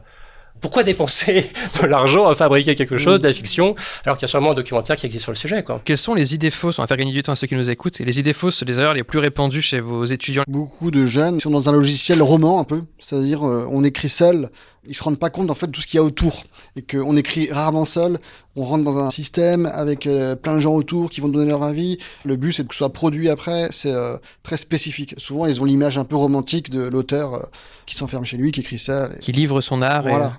Oui, et puis il y a la difficulté de considérer la réécriture autrement que comme un échec. Ça, c'est très ancré et peut-être particulièrement dans notre culture. Ouais. Parce que dans notre culture, le coup d'éclat, la chose qui va être bien du premier coup... Ça, c'est le geste. On dit beaucoup dans chez les critiques du cinéma, le geste qu'il a fait, le geste d'artiste du film, comme si c'était fait d'un geste, quoi. Alors en fait, c'est plein de petits gestes. Chez les débutants, en tout cas, c'est assez difficile de pas se dire que voilà, j'ai échoué parce que je dois réécrire. Mais réécrire quoi? Réécrire la V1? Ou parce que tout le processus de développement, tous les jours, on réécrit. On corrige, on améliore. Pour rebondir, c'est un peu une erreur souvent de croire qu'en fait, il faut absolument savoir où on va dès la minute 1. Alors qu'en fait, non, on part d'un problème, on part de quelque chose qui gratte, on part d'une ironie, quelque chose qui nous excite. Et en fait, tout le processus d'écriture, c'est de savoir ce qu'on veut raconter. C'est déjà de réécrire. Donc c'est déjà de la réécriture. Et effectivement, il faut écrire pour savoir ce qu'on écrit, en fait. Et je pense que les élèves, ils sont parfois inhibés en se disant mais moi, je sais pas trop. C'est pour ça que je l'ai pas assez fait, mais je me dis finalement, l'exercice de la FEMIS, là, pour entrer à la FEMIS, il faut enquêter. Je me dis, mais c'est super, en fait. C'est quand même une grande partie de nos métiers. Si on croit qu'on sait quelque chose sur quelque chose, on va se confronter au réel et ça nous donne des idées et on découvre que c'est plus riche, plus puissant, que nous-mêmes, on savait pas qu'on pensait ça, parfois on pensait à côté. Et c'est là que ça commence. C'est cet élément-là que souvent les élèves en fait ne savent pas qu'ils ont en eux et pensent qu'en fait il y a des génies qui savent et qui font, mais non, pas du tout. Enfin, je crois pas. Après, des fois, ils savent qu'on réécrit un peu, mais ils ont pas conscience du nombre du travail que c'est. Et d'ailleurs, beaucoup de producteurs sont un peu pareils, je pense. Ils se rendent pas compte, en fait.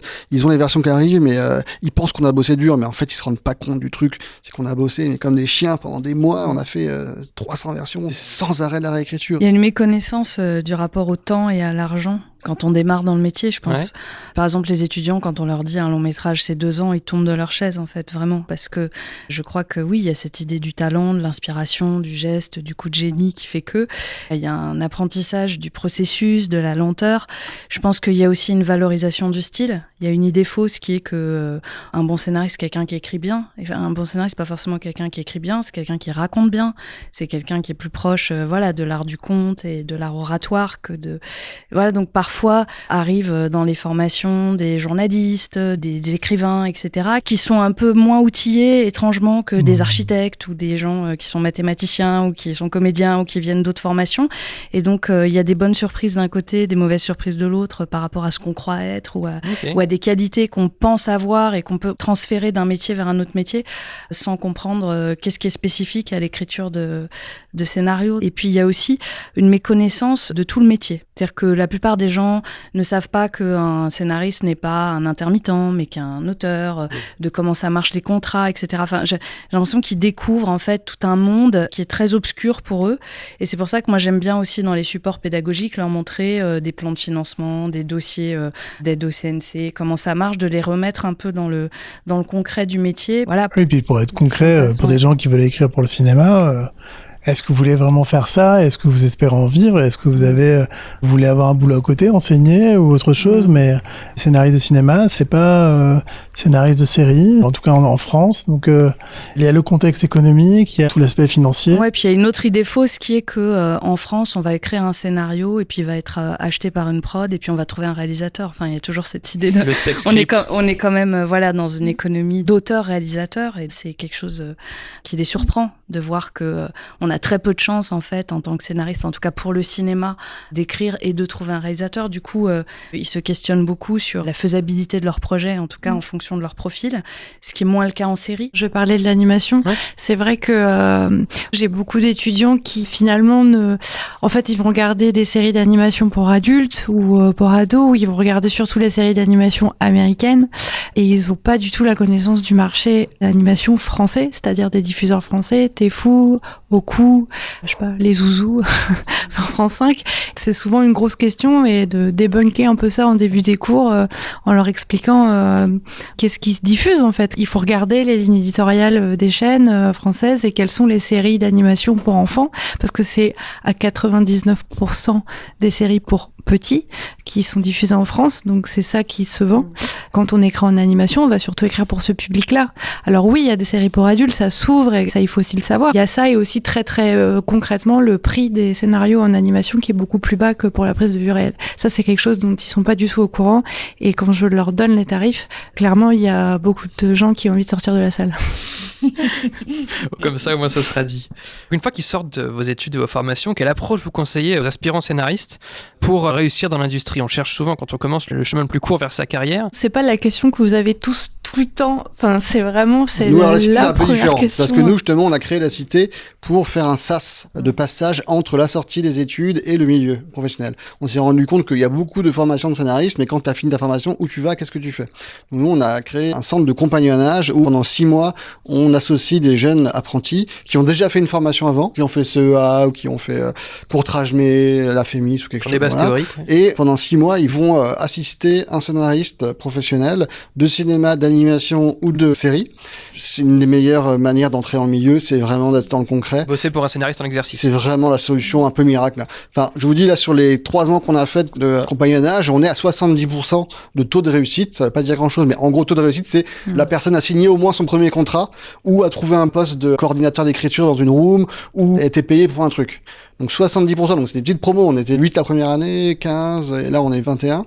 Mais bon, c'est énorme, quoi. En gros, ils ont tous plus ou moins trouvé un truc, quoi. Dans les rooms, ils deviennent amis avec leurs co-scénaristes et ils trouvent du boulot. Un exemple, c'est que là, j'avais un jeune qui était coordinateur d'écriture dans une room, et en gros, on lui a proposé d'être passé auteur. Ça a créé un clash parce que la directrice littéraire de la boîte rêvait d'être scénariste depuis 4 ans, mais c'était pas son rôle, elle était pas dans la room, et lui était au bon endroit au bon moment. Pour dire que, faut être au bon endroit au bon moment, en fait. Faut être prêt quand on est au bon endroit au bon moment. Et aussi. On sait pas quand est-ce qu'on sera au bon endroit au bon moment, ça c'est la vie, c'est le hasard. C'est ça. Et quand ça arrive, faut Voilà. être prêt. Et le bon endroit, c'est d'être connecté avec les gens, de déjeuner avec des scénaristes, voilà. J'ai l'impression, en entendant les parcours de tout le monde, qu'on leur conseille de pas faire comme nous, en fait, de perdre moins de temps. On est tous passés par des chemins tellement longs. Envoyer des projets aux producteurs, par exemple, vous pensez pas que c'est une stratégie quand on connaît personne, quand on fait rien, Je envoyer pense des pas, non. projets. Après, moi, je suis contente quand même d'avoir appris beaucoup de mes erreurs et de mes errements au début. J'aurais beaucoup aimé, que la main tendue soit plus rapide. Et encore, moi, j'ai commencé, j'étais déjà dans le métier. Enfin, c'est-à-dire, j'avais déjà été script, assistante, monteuse, etc. Je pense que c'est encore plus dur quand on part de nulle part. Et donc, oui, la question du rapport au temps, parce que le temps émousse le désir, érode un petit peu la motivation, les volontés, etc. Et donc, tout ce qui peut être un accélérateur de temps est précieux dans ces métiers, sans aller trop vite forcément, parce qu'on a aussi besoin de maturation. On ne devient pas un bon scénariste du jour au lendemain, donc ça sert à rien non plus de se dire que ça s'apprend en 2 ans, c'est pas vrai. Mais quand même, oui, il y a cette sortir de sa bulle, aller dans des festivals, postuler pour des bourses, des résidences, des workshops, créer ce cercle vertueux. Oui, ça casse complètement l'image d'Épinal du scénariste maudit dans sa chambre de bonne, seul, etc. Ou Et du donc, scénario providentiel qui attire tous les producteurs, les diffuseurs et tout le monde, ou des choses comme oui, ça. c'est ça. Dans l'animation, ce que je leur dis, c'est d'y aller sans préjugés, c'est-à-dire ce que j'ai fait moi, c'est d'écrire sur des dizaines et des dizaines d'épisodes de séries, et peu importe si c'est l'histoire d'une petite fille et de son chien, ou de voitures qui font des courses et qui ont des émotions, on a toujours à apprendre et on va en faire plein, et puis à un moment, peut-être qu'on arrivera à faire ses propres projets, mais en tout cas, pour moi, c'est vraiment sur le tas qu'on apprend. Effectivement, je te rejoins, on n'apprend pas le scénario en 2 ans, je suis vraiment bien placée pour le savoir, parce que j'ai fait 2 ans de CEA, et quand je suis sortie, j'avais des outils, mais en fait, j'ai appris à les utiliser après. J'y pense beaucoup quand je donne mes cours, c'est-à-dire que tout ce que m'ont dit mes intervenants quand j'étais au CEA, en fait, je pense que j'ai emmagasiné, mais je l'ai pas compris. Je l'ai compris après, vraiment, je l'ai mis en pratique après. Il y a des phrases qui me sont revenues, ou des choses que mes intervenants me disaient. Je disais, voilà, oui, là, ça fait sens, parce qu'effectivement, je me suis retrouvée confrontée au problème, et j'ai pu peut-être l'éviter, du coup, ou alors me dire, non, je suis tombée en plein dans le piège, et je le referai plus après. La première série sur laquelle j'ai écrit, c'était Camping Paradis pour TF1. J'ai appris énormément. Il n'y a pas de préjugés à avoir. Pas de jugement de valeur sur les projets. Non seulement tu as sûrement appris, mais tu as peut-être rencontré quelqu'un qui a vu que tu travaillais bien et sérieusement, et qui t'a amené sur un projet peut-être un peu plus à ton goût derrière. Ça crée du réseau, et ça montre aussi aux producteurs, ou effectivement à tous les gens qu'on peut croiser, quel auteur on est, qu'est-ce qu'on a envie de raconter, de quoi on est capable et vers quoi on va. Il y a aussi les aides à l'écriture. Moi, c'est vrai que je leur indique beaucoup, quand on fait de la création de projets originaux, d'aller vers les aides du CNC, de Beaumarchais, de postuler, d'envoyer des projets, même en animation, parce que effectivement, il faut avoir un auteur graphique. Alors ça, c'est toujours compliqué de trouver un auteur graphique. Le lien entre les scénaristes et les auteurs graphiques est pas très évident. Ça peut servir de carte de visite, ces projets, même s'ils sont pas faits, parce que c'est quand même assez peu probable en animation que des projets originaux soient optionnés, créés, diffusés, en tout cas quand on est de jeunes scénaristes. Ouais. Mais par contre, ça peut créer une carte de visite, ça peut permettre de nouer une relation avec un producteur qui va avoir envie de dire, ça je vais pas le faire, mais par contre j'ai une autre série, et je pense que sur cette série-là, tu serais bien. Pour moi, le but, c'est qu'ils soient au clair sur ce qu'ils veulent faire. Est-ce que je veux être auteur-réalisateur ? Est-ce que je veux être scénariste et je veux que ce soit mon métier ? Et donc, si je veux être scénariste et tout de suite je veux gagner ma vie en écrivant du scénario, je vais plus les orienter vers l'animation jeunesse, vers la série, etc. Ça, c'est clair. Après, il y a beaucoup de gens, en tout cas dans mon cas, qui viennent en formation de scénario, en fait, qui veulent réaliser. Même s'ils se l'avouent pas, même si, voilà. Mais par défaut, parce qu'en France, Non, il faut non, mais réaliser c'est pour parce qu'ils écrire ou pensent parce qu'ils- que... Ils pensent qu'un réalisateur, c'est un ensemble de pouvoirs magiques et que, voilà. Donc, ceux-là, j'ai plus tendance à les motiver pour s'organiser dans leur vie, pour pouvoir faire un court-métrage et voir ce que ça donne. Alors, en formation professionnelle, c'est un peu particulier. Il y a des gens qui parfois arrivent un peu en crise et qui veulent changer de vie. Et ils veulent devenir scénaristes. Et ces gens-là, je suis obligé de leur dire, c'est pas possible de gagner sa vie. Dans 3 semaines, vous n'avez pas quitté votre boulot. Ce que vous allez faire, c'est écrire. C'est pas la même chose. Vous allez écrire des scénarios. Sauf si vous avez économiquement les moyens. Mais ils ont souvent 2 ans de chômage, ça. Donc, Ouais, faut mais pas les voilà, démotiver il y a comme des ça. gens qui prennent des risques. En tout cas, ça m'est arrivé d'avoir des gens qui prenaient des risques insensés dans leur vie. Même on Je l'a veux dit, dire. 2 ans suffisent pas forcément en plus. Voilà. Il y Après, a des gens qui font des emprunts pour ouais, il y a faire des gens qui- formations voilà, de il y a toute scénario cette question. qui Il y sont a cette prêts question à... qui, pour moi, est une question importante. Et la situation dans laquelle se trouvent les gens. Et après, une formation, c'est pas fait pour susciter, je pense, je parle pas d'écriture de scénario là, mais le désir d'être tout seul et d'écrire quelque chose. C'est des gens souvent qui ont expérimenté ça avant. Mais tout d'un coup leur dire, oui, là, c'est possible. Tu vas pouvoir, je sais pas, travailler sur des pitchs d'animation jeunesse pour une série distante en contactant tel agent, par exemple, voilà. Ça, c'est du concret. Disons que je suis très attentif à la situation des gens. Là, je parle d'adultes. Hein. Pour les gens qui sont étudiants, c'est totalement différent. Les gens qui sont étudiants, par exemple, à l'université où avec Irène, on enseigne, ils sont accompagnés, ils sont informés sur le biotope, on va dire, du scénario. Ils ont un peu des cours sur la série, des cours sur le long métrage, sur l'animation, sur les concepts de série, etc. Donc, ils peuvent se positionner assez vite. Et donc, quand ils sortent, l'idée, c'est que ils savent où ils vont aller, à quelle porte ils vont aller frapper. Le risque de la formation, c'est quand même d'arriver le lendemain de la formation et de se dire, bah, je vais où en fait maintenant ? Je parlais d'être au bon endroit au bon moment et d'être prêt. Je pense que en France, ces métiers, beaucoup d'aspirants, peu d'élus. J'ai une amie qui me racontait qu'en fait, elle s'était délocalisée et qu'elle avait envoyé 40 CV en France pour 2 réponses et 40 CV au Canada pour 36 réponses. Parce qu'en fait, il y a une culture aussi du métier, d'une industrialisation, de la rencontre. C'est peut-être pas pour cette fois-ci, mais c'est pour la fois d'après.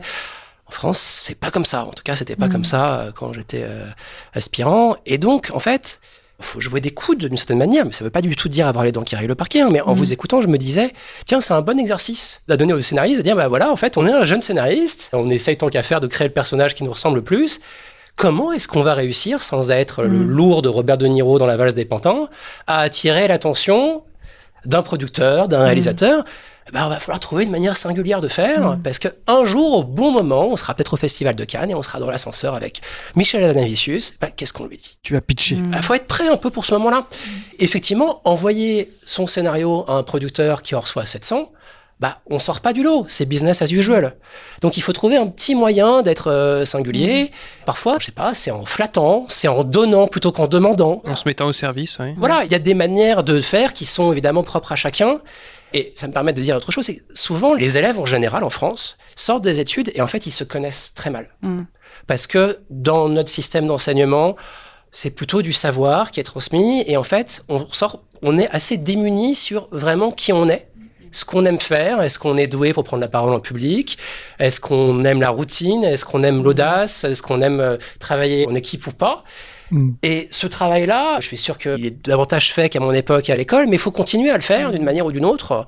Et je pense que ça aidera, de faire ce travail-là, aidera à répondre à ta première question, quoi, à comment est-ce que je me singularise et comment est-ce que je vais à la rencontre de l'industrie et du métier. Et parfois, c'est juste une personne. Et c'est juste taper dans l'œil d'un directeur du développement, d'un scénariste aguerri qu'on admire. Voilà, il y a beaucoup d'histoires de maîtres et de disciples. C'est pas exagéré. Mais... C'était Schrader qui disait quand vous êtes scénariste débutant, la meilleure chose que vous ayez à vendre, c'est vous. Et c'est vrai que je suis assez d'accord là-dessus. Un des conseils qu'on pourrait donner aussi aux aspirants scénaristes, c'est de ne pas être trop opportuniste ou calculateur, hein, parce qu'en fait, c'est une perte de temps. Qu'on va beaucoup plus vite à ce qu'on aime et à ce dans quoi on est bon. Moi, par exemple, pour avoir travaillé un certain temps sur une quotidienne, avec beaucoup de scénaristes qui arrivaient à cette époque-là, avec l'idée de, voilà, je vais gagner beaucoup d'argent en faisant ça, et plus tard, je ferai mon long métrage, ou je vais faire un peu de ceci que je déteste, et puis finalement, je vais revenir vers ce que j'adore. Le plan de carrière. En réalité, c'est des plans de carrière qui fonctionnent très rarement, En fait, il faut bifurquer très rapidement vers ce dans quoi on est bon. Et je pense que ça sert à rien d'essayer de prendre le problème à l'envers et de se dire là, c'est un endroit où il y a de l'argent, ou là, il y a un endroit où il y a de l'attente, etc. Parce qu'on sera mauvais. Pour avoir travaillé sur Plus belle la vie ou des quotidiennes, etc., les bons auteurs adoraient cette série et étaient bons parce qu'ils aimaient l'aspect progressiste, parce qu'ils croyaient en la chronique, etc. C'est pas un truc cynique de je viens là pour trouver des contacts pour ensuite faire faire ce que je veux. Le cynisme est toujours un mauvais calcul, je trouve. Pour revenir sur ce que disait Julien, parfois c'est même pas du cynisme, c'est effectivement de la méconnaissance de soi. On sait pas ce à quoi on est bon, et plus vite on le sait, plus vite on ira droit au but, quoi. On revient un peu à la question de départ. À quoi ça sert la formation? Ça sert à ça. Ça sert à ce que quelqu'un, à la fin, ait entendu quelqu'un d'autre lui dire, toi, il y a ça. T'as ça, en fait. Que moi j'ai pas, que lui, elle n'a pas, et toi, t'as ça. C'est évident. Peut-être que la bonne voie, c'est de trouver un co-auteur qui va être complémentaire, parce que toi, tu vas facilement créer ce type de personnage et qu'on voit pas ça souvent, et que là, il y a quelque chose. Les gens en formation professionnelle, parfois, ont tendance à se dire, je suis absolument pas singulier, moi. Je veux juste apprendre le scénario. Ouais, la technique pour effacer le fait. Comment le On parle scénario. aussi d'un secteur de cinéma d'auteur dans lequel tu es, qui est pas forcément absolument. Effectivement, trouver sa singularité, c'est fondamental. Moi, je sais que je l'ai appris sur le tas, sur le long temps, et j'ai perdu beaucoup de temps parce que j'avais pas de prof spécifiquement qui me poussait à aller vers ça, et je me cachais derrière des types de films qui finalement où il y avait pas cet aspect singulier. J'allais vers des films de genre, j'essayais de refaire des choses que j'aimais bien, et du coup, je vendais pas mes projets, ça n'avançait pas. Et c'est le jour où je me suis dit, faut que je fasse un truc où on va dire c'est lui, c'est le meilleur pour écrire ce type de projet. C'est là que ça s'est un peu débloqué. Donc ça, je l'ai compris en le faisant, mais maintenant, c'est un des premiers trucs que je fais avec mes élèves, c'est je les prends tête à tête et je leur dis voilà, d'où ça vient, qu'est-ce que tu as envie de raconter. On essaie de trouver cet aspect singulier et je les pousse à aller vers ça, quoi. Par contre, en intelligence, c'est-à-dire quand même, n'oublions pas qu'il y a quand même un contexte et on peut pas faire n'importe quoi non plus.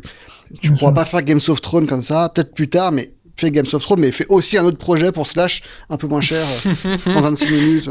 Les gens vous tendent la main parce qu'ils y ont intérêt aussi, tout simplement, mais parce qu'ils reconnaissent dans les yeux une passion davantage qu'un CV, quoi. C'est rare de dire « Oh, chouette, quelqu'un m'a envoyé 110 pages à lire, quelqu'un que je connais pas, je vais me précipiter pour les lire. Peut-être qu'il y a un nouveau talent. » Non, peut-être pourtant qu'il y a un nouveau talent. Mais ça fonctionne pas comme ça. Donc, normalement, le scénariste aspirant, il doit le savoir. Il doit être capable, pour obtenir ce qu'il veut, d'avoir un plan et un objectif et d'avoir bien compris qui était l'antagoniste en l'occurrence et voilà comment obtenir de lui son désir. Parfois ça va être en lui demandant un conseil, parfois c'est en disant qu'il veut l'interviewer, voilà, il y a mille manières de faire. Mais ça s'apprend aussi à l'école. J'ai enseigné à Saint-Denis et ça a été vraiment un choc pour moi parce que pour le coup c'était des élèves d'un milieu socioculturel un petit peu différent de ceux que j'avais l'habitude de fréquenter et dans l'exercice il y avait l'idée d'aller à la rencontre d'un professionnel de la profession. Bon, classique, voilà. Il fallait qu'ils le trouvent d'eux-mêmes. Et en fait, ils étaient déjà extrêmement démunis pour faire cela. C'est-à-dire qu'en fait, ils n'arrivaient pas à trouver le juste milieu entre moi, j'aime Omar Sy, je vais écrire à Omar Sy, et moi, j'ai un cousin qui est 3e assistant réalisateur sur le clip de rap, je vais aller vers lui. S'inscrire dans le réel de qui fait quoi et qui peut m'aider et qui a une chance de me répondre, que ça soit gagnant-gagnant, il l'avait pas. Et puis, quand il l'avait, je me suis rendu compte qu'en fait, l'enquête, poser des questions, se rendre intéressant, et pas juste être « waouh, je rencontre quelqu'un », ça peut paraître évident pour certains, mais pas pour tout le monde. Là où je dis qu'il faut se connaître. Il y a des gens, en fait, ils ont peut-être intérêt à aller vers une rencontre de visu tout de suite, d'autres, ils ont intérêt à montrer leur travail. Faut savoir tout ça, voilà. Je pense que ça se prépare, ça se répète un petit peu. Parce que personne ne viendra vous chercher. Est-ce que vous avez une question à poser aux autres personnes autour de la table relatif à leur enseignement ? Moi, j'ai une question, parce que je devrais piquer un peu des idées. Déjà, ton idée de journal, là, c'est vachement bien. Est-ce que vous avez d'autres idées de sympas comme ça, un peu pratiques ? J'en ai une autre que je fais au premier cours qui vraiment fonctionne assez bien. C'est je leur fais absolument désosser l'arène dans laquelle on est, c'est-à-dire la salle de classe. Dis voilà, on est dans la salle de classe et maintenant, feu, dramaturgie. En général, ça commence tout seul parce qu'il y a un élève qui arrive en retard. Et donc, c'est lancé. Je dis, avant le retard, il n'y avait pas de dramaturgie. Vous étiez là, vous attendiez que le cours commence. C'était prof et élève, il n'y avait pas d'histoire. Le retard commence, enclenche quelque chose. Est-ce qu'il y a une transgression ? Est-ce que je le fous à la porte ? Est-ce qu'il a une excuse ? Ça peut s'engager. On fait ça, et puis après, on dit, très bien, il y a quoi dans cette salle ? Il y a des craies. Si c'est pour écrire le tableau, fonctionnel. Si c'est pour lancer sur un prof, autre chose. Et on liste ensemble toutes les péripéties, les intrigues possibles et les thèmes possibles. Et ils se rendent compte qu'ils ont vu plein de films qui parlent de ça et commencent à faire l'apprentissage naturel d'un vocabulaire que, je sais pas, par exemple, Mentor Maléfique, un prof, évidemment, Whiplash ou La Vague. En partant du concret, du premier cours, ils se rendent compte qu'on peut partir du tout petit, élargir, et que d'autres histoires ont été racontées à partir de ce qu'on est en train de vivre, quoi. Et en plus, il y a un corrigé qui est Blow Up de l'excellente émission de Thierry Jousse, c'est ça ? Sur Arte, où il y a un truc sur le prof, en l'occurrence. Je peux leur dire, voilà, vous regardez ça, et puis vous allez vous rendre compte que vous avez les mêmes idées, ou pas mal ça, hein. Ça crée du lien entre les élèves, en plus que tu parles, tu joues. Moi, je fais souvent créer une situation. Je vous donne 3 éléments, un lieu, un personnage, et puis un problème, ou voilà, un antagoniste, un conflit possible. Vous me proposez une idée, et puis vous me proposez un élément, vous renversez cette idée. C'est-à-dire, c'est pas quelqu'un qui a volé quelque chose et qui se fait attraper, c'est quelqu'un qui récupère quelque chose, qui a été volé à mort, il le sait pas, vous jouez avec une idée, on joue avec une idée, on la prend de différents points de vue, et on voit toutes les possibilités. Ce que j'aime bien, c'est faire réaliser le nombre de possibilités qu'il y a dans une situation très simple. Et tu fais des petits groupes, ça ? Voilà, en petits groupes ou individuellement, ça dépend de la situation de cours.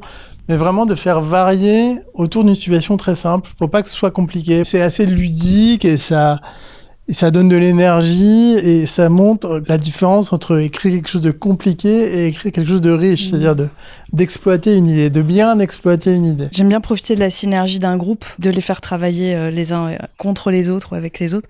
C'est de faire écrire une scène d'ouverture, par exemple, par quelqu'un d'autre, après avoir pitché son projet, et d'avoir une sorte de miroir de ce qu'on avait projeté, qui est toujours un exercice très déstabilisant de coécriture, en fait, enfin de commande. L'autre apprivoise notre texte ou notre idée. Oui, soit on s'est mal fait comprendre, ce qui est possible, soit l'autre est meilleur que nous, il a une meilleure idée, mais en tout cas, ça vient toujours chatouiller quelque chose, et j'aime bien utiliser la synergie du groupe sur des petits exercices concrets qui les dépossèdent pas complètement de leur projet. Par rapport à l'animation, un exercice que j'aime beaucoup, parce qu'on rigole énormément, c'est que je choisis 2 personnages, un d'animation et un de prise de vue réelle. C'est Scrat dans L'Âge de glace et le Doc dans Retour vers le futur. Je leur demande d'en choisir un des 2 et de me raconter l'histoire de comment ils en sont arrivés à être la personne qu'ils sont dans le film. Donc pour Scrat, pourquoi c'est un obsédé des noisettes ou du gland, et le Doc, comment il en est arrivé à inventer sa voiture. Il y a tout à inventer là. Voilà, de Retour vers le futur. C'est plus un exercice de caractérisation de personnages. Quand ils sont nombreux, je le fais en groupe aussi, donc ça permet de les faire travailler ensemble et d'apprendre à travailler en atelier avec d'autres collègues. Sinon, tout seul, s'ils sont pas nombreux, je leur laisse le choix entre un des 2 personnages parce qu'ils ont plus ou moins d'affinité avec l'un ou l'autre. Et à chaque fois, ça donne des histoires complètement farfelues, souvent très originales et avec vraiment beaucoup d'idées, quoi. Et toujours différentes. C'est ça qui est assez incroyable. J'ai une question qui me titille, c'est de savoir comment vous faites pour gérer cette schizophrénie entre garder le désir intact et l'enthousiasme de la transmission dans un métier où on est aussi malmené par ailleurs, de ne pas céder ni à l'aigreur, ni à la fatigue, c'est pas l'enseignement qui use, parce que moi au contraire c'est quelque chose qui me galvanise plutôt et qui me fait du bien. C'est plus je sens une forme d'enthousiasme des débuts qui s'est un peu émoussé sur le nombre de projets refusés, qu'est-ce qu'il y a une chance de se faire ou de pas se faire, enfin voilà, comment est-ce qu'on fait pour pas les désespérer trop rapidement, tout en étant quand même très lucide sur ce qu'est le marché, etc. Moi, j'avoue que je n'ai pas de réponse, je suis un peu lâche avec ça, parce que je décide en fait de montrer des œuvres géniales, parfaites, d'auteurs très accomplis, à qui on a probablement dit oui à tout, et qui n'ont jamais eu affaire à un diffuseur français d'aujourd'hui. Voilà, mettant X bémol, et mes élèves ont quelqu'un d'autre qui intervient pour leur dire la réalité du métier. Mais c'est vrai qu'en fait, je pense que c'est pas une très bonne idée de mélanger les 2. Je pense que de toute manière, on est schizophrène dans ces métiers. La moitié du temps, on joue, et la moitié du temps, on range. Elle est parfaite, celle-là. Pas mal. C'est très bon. En fait, on fait les 2, mais faut leur apprendre à jouer avant de leur dire qu'en fait, il y a des parents méchants ou des grands frères jaloux. Voilà.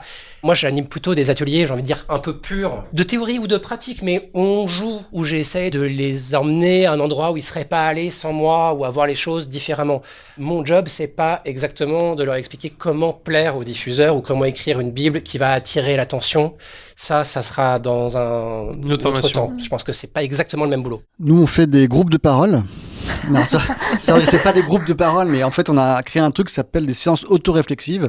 Donc, pendant les 6 mois, en fait, tous les 15 jours, moi j'en ai 10, et on se voit pendant 4 heures. Et chacun doit raconter les meilleurs trucs qu'il a appris ou les trucs les pires qu'il a vécu dans les 15 derniers jours. Donc moi je me mets au même niveau qu'eux, souvent je commence et je leur dis ouais, pendant 15 jours j'ai vécu ça, c'était hyper chaud, j'ai eu un retour du prod, c'était horrible, ou alors j'ai vendu un projet, c'était trop bien. On fait une espèce de tour comme ça et on échange et ça devient une discussion comme ça pendant 2-3 heures à bâton rompu et c'est souvent assez psycho, enfin on parle de tout quoi. Et puis il reste 1 heure où là j'essaie de mettre un peu d'ordre là-dedans et j'amène un petit point un peu plus concret de cours quoi on va dire. Ce qui permet, comme on a certains qui sont apprentis dans du cinéma, dans la série et dans l'animation, ça permet que tout se mélange et que ce soit très organique et que tout le monde apprenne des choses dans tous les domaines différents quoi. Des échecs des autres et des erreurs des autres voilà aussi. J'ai pensé comprendre que ta question, Irène, était sur toi en tant que formatrice, comment tu concilies la formatrice et la scénariste. Disons que la question de la réalité vient vite. Voilà, et jusqu'à quel point on est dans le déni ou l'espoir et à quel point on revient à la réalité sans être... Plus ça va, plus je leur dis assez vite la vérité. Ce qu'il en est. Ouais. Ça dépend du contexte. Parce que si c'est des étudiants qui sont pleins de désirs, qui sont... là, je suis pas du tout là-dedans. Mais si c'est des gens qui se racontent des choses sur comment ça marche, et en fait, ce qu'ils se racontent, c'est pas du tout la réalité. Je me sens le devoir de leur dire ce que tu es en train de te dire là, c'est pas du tout comme ça que ça fonctionne en France. Parce que ce que je vis aussi, c'est une sorte de fantasme américain qui rôde un petit peu dans l'esprit des gens, parfois en scénario. Ils pensent que on peut vendre un scénario comme ça. Enfin, tu l'as dit un peu tout à l'heure. Je nie pas du tout l'importance d'être préparé à réagir quand on est là au bon moment, au bon endroit, etc. Mais je pense que, en tant que formateur, en tout cas, parfois, c'est important de leur dire ce qui se passe dans la réalité. Non, sur une certaine... Je doute parfois de faire ça, mais en tout cas, c'est ce que je fais. C'est vrai qu'on est au carrefour de 2 métiers impossibles. Hein. C'est-à-dire que professeur, c'est un métier impossible, c'est très difficile, c'est par nature frustrant, voilà. Et alors scénariste, bon bah ça on n'en parle même pas, parce que là il y a 50 épisodes qui parlent de ça déjà. Mais moi je leur dis de devenir prof. Au moins ils vont gagner un petit peu d'argent. Marie ? C'est une question que j'ai beaucoup, enfin dans les écoles en fait, au CEA et à la Poudrière. En plus j'ai les 2e années au dernier trimestre, donc ils vont rentrer dans le milieu professionnel. La parade que j'ai, c'est les outiller au maximum en fait. C'est-à-dire que je réponds toujours. J'essaye de leur donner par rapport à mon vécu à moi des conseils de ce que j'ai fait moi pour contrer certains problèmes que j'ai rencontrés, que ce soit purement dans les contrats, le rapport avec les producteurs, s'ils ont des questions sur les agents, voilà. Et j'essaye de leur fournir au max des réponses, mais par rapport à mon parcours à moi.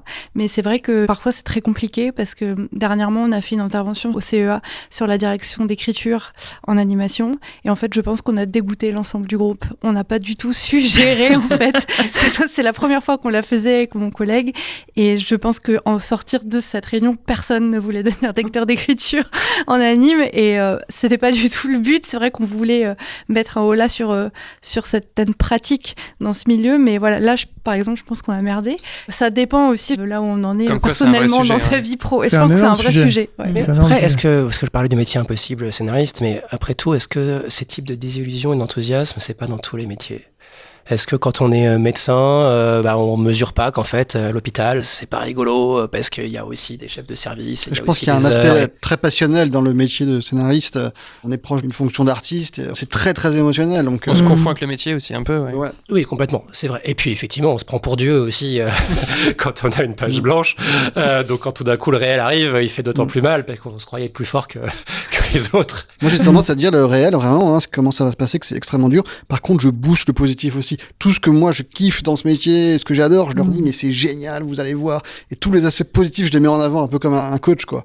Je leur dis vous allez être libre de votre temps, vous aurez plein de temps libre. J'essaie vraiment de voir le positif, parce que je le fais pour moi. Tellement c'est dur, faut sans arrêt se dire en fait il y a quand même ça qui est génial. Faut voir la valeur des choses et j'essaie de leur transmettre beaucoup d'enthousiasme et de plaisir et de voilà. Et j'essaie aussi de créer du relationnel beaucoup. Avec mes élèves, on va prendre des pots, on se voit souvent, ils viennent des amis après et de créer vraiment beaucoup de relationnel. Ça aide à tenir et pas être seul, pas être isolé quoi. Aussi de profiter bien sûr du groupe qui est en formation pour leur dire restez ensemble. Enfin, s'il y a des affinités, devenez les lecteurs les uns des autres, ne restez pas tout seul, ayez servez-vous de premier filtre pour avoir des retours, faites du donnant-donnant. Je force un peu le truc, quoi. Cette idée de génération, je suis passé à côté de ça vraiment, mais je le dis à mes élèves, vous allez grandir ensemble, vous avez un vécu commun déjà, faites-le fructifier, l'information passera, la stimulation, l'émulation jouera, et si on regarde dans l'histoire du cinéma et de la télévision et des arts, c'est souvent des gens qui émergent ensemble, en fait, hein.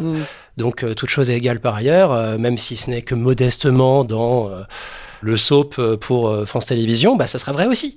En plus, de fait, le scénariste est par nature un peu isolé, donc plus il arrive à avoir des relais professionnels et amicaux, mieux c'est, oui. Ouais. Il y a quelque chose aussi dans ce que disait Ludovic, c'est le plaisir qu'il y a pour un scénariste à parler avec un producteur ou un co-scénariste ou un réalisateur, où il y a une entente artistique. Tout d'un coup, il se passe un truc et on se comprend. Ce plaisir-là, on peut déjà commencer à l'éprouver en formation dans des exercices.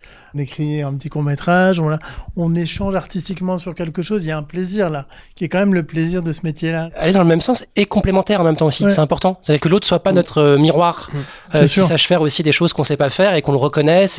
Bien sûr. Quel est le dernier film ou la dernière série que vous avez vu et qui vous a donné une leçon de scénario ? J'ai beaucoup aimé le film After Sun. Je me rappelle plus la réalisatrice. Charlotte Wells. C'est un truc que je sais pas faire, en fait. Je sais pas écrire des chroniques comme ça, où c'est très subtil, on est très dans l'émotion, il y a pas vraiment d'histoire, on est juste sur une émotion, une situation Très sensorielle, ouais. très forte, voilà, et je cours un peu après ça. Moi, je viens vraiment plus du plot driven, de la structure, etc. Et j'essaie d'aller vers ça, mais j'y arrive pas, et ça me fascine. Et je me dis comment ça est fait pour que ça soit aussi émouvant, avec des si petites choses, quoi.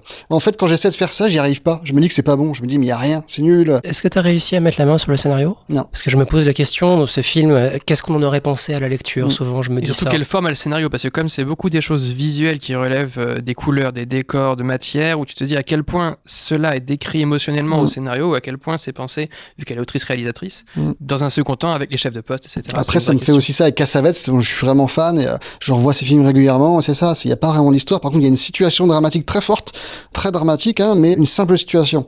Portrait d'une femme, et il y a une émotion, on est à fleur de peau, et ça me fait tendre vers ça, essayer de trouver du minimalisme, enlever mes vieux réflexes de mettre du conflit partout. C'est vraiment une lutte, hein. L'enseignement de la théorie du scénario américaine, on va dire, ou la transmission des outils, c'est assez récent finalement en France. Comme souvent en France, quand on a ces outils-là, on surréagit un peu et on est un peu biberonné maintenant au conflit, conflit en jeu. Et c'est très facile d'oublier parce qu'on peut faire de la théorie, c'est valorisant de faire de la théorie de la dramaturgie, mais c'est vrai que l'aspect émotionnel, l'aspect métaphorique, cet aspect plus secret, moi je suis un fan de Sautet par exemple. Je regarde, c'est quoi l'intrigue ? Comme disait Tavernier, il n'y a pas d'intrigue, hein, il y a des chocs de personnages. Pourtant, c'est passionnant, il y a un sous-texte énorme, les acteurs sont brillantissimes, les dialogues sont formidables, mais il y a quelque chose qui échappe, pourtant qui est puissant. C'est une sorte de conflit, mais c'est pas un objectif concret, etc. Personnages qui se débattent. Personnages qui se débattent, exactement. Mackie, je crois, justement, il théorise le conflit comme un fossé entre l'attente et le résultat, donc c'est plus une surprise. Souvent, on pense conflit, on se dit c'est un truc qui explose, qui tape, qui fait mal. En fait, c'est juste quelque chose d'inattendu, que ce soit pour le spectateur ou pour le personnage. Et c'est vrai que c'est un truc qu'on a tendance à oublier quand on pense conflit, ce côté juste créer une situation de surprise et qui peut pas forcément violente, qui est pas forcément sous tension, qui est pas forcément. C'est une vraie question. Après, ça peut être poétique, quoi. Tu vois juste des personnages qui contemplent et ça le touche. On est dans la subtilité, quoi. Et moi, quand j'écris, j'ai un automatisme qui vient, je pense, de ma formation qui me dit il y a pas de conflit, c'est pas assez fort, faut que je monte les enjeux. Moi j'ai toujours un peu peur qu'on ne prête qu'aux riches. C'est-à-dire qu'en fait, quand on a déjà fait ses preuves, quand on a déjà fait un court-métrage brillant, un premier film, alors on peut être minimaliste, alors on peut baisser un peu les curseurs de la dramaturgie. Quand on doit séduire, on est toujours un peu tenté de montrer les muscles concept, et d'être dans une forme de surenchère. Ça, c'est difficile. Commencer page 1 avec un gros élément. C'est une vraie question. Si on a une sensibilité character-driven sur l'émotion, pas sur la dramaturgie, mais sur une narration un peu plus flottante, sans être dans la chronique où il se passe rien, mais si on a ça, est-ce qu'il faut se forcer à faire du high concept pour y arriver ? Est-ce qu'on peut y arriver autrement ? Ça, c'est une vraie question. Si on peut y arriver autrement, est-ce qu'on peut y arriver sans réaliser ? Je sais pas. Ça, c'est compliqué. Je sais pas. Faut être malin. Faut faire passer de la chronique en contrebande derrière du plot. Alors moi, je vais parler d'un film pas récent. Je vais parler de Parasite.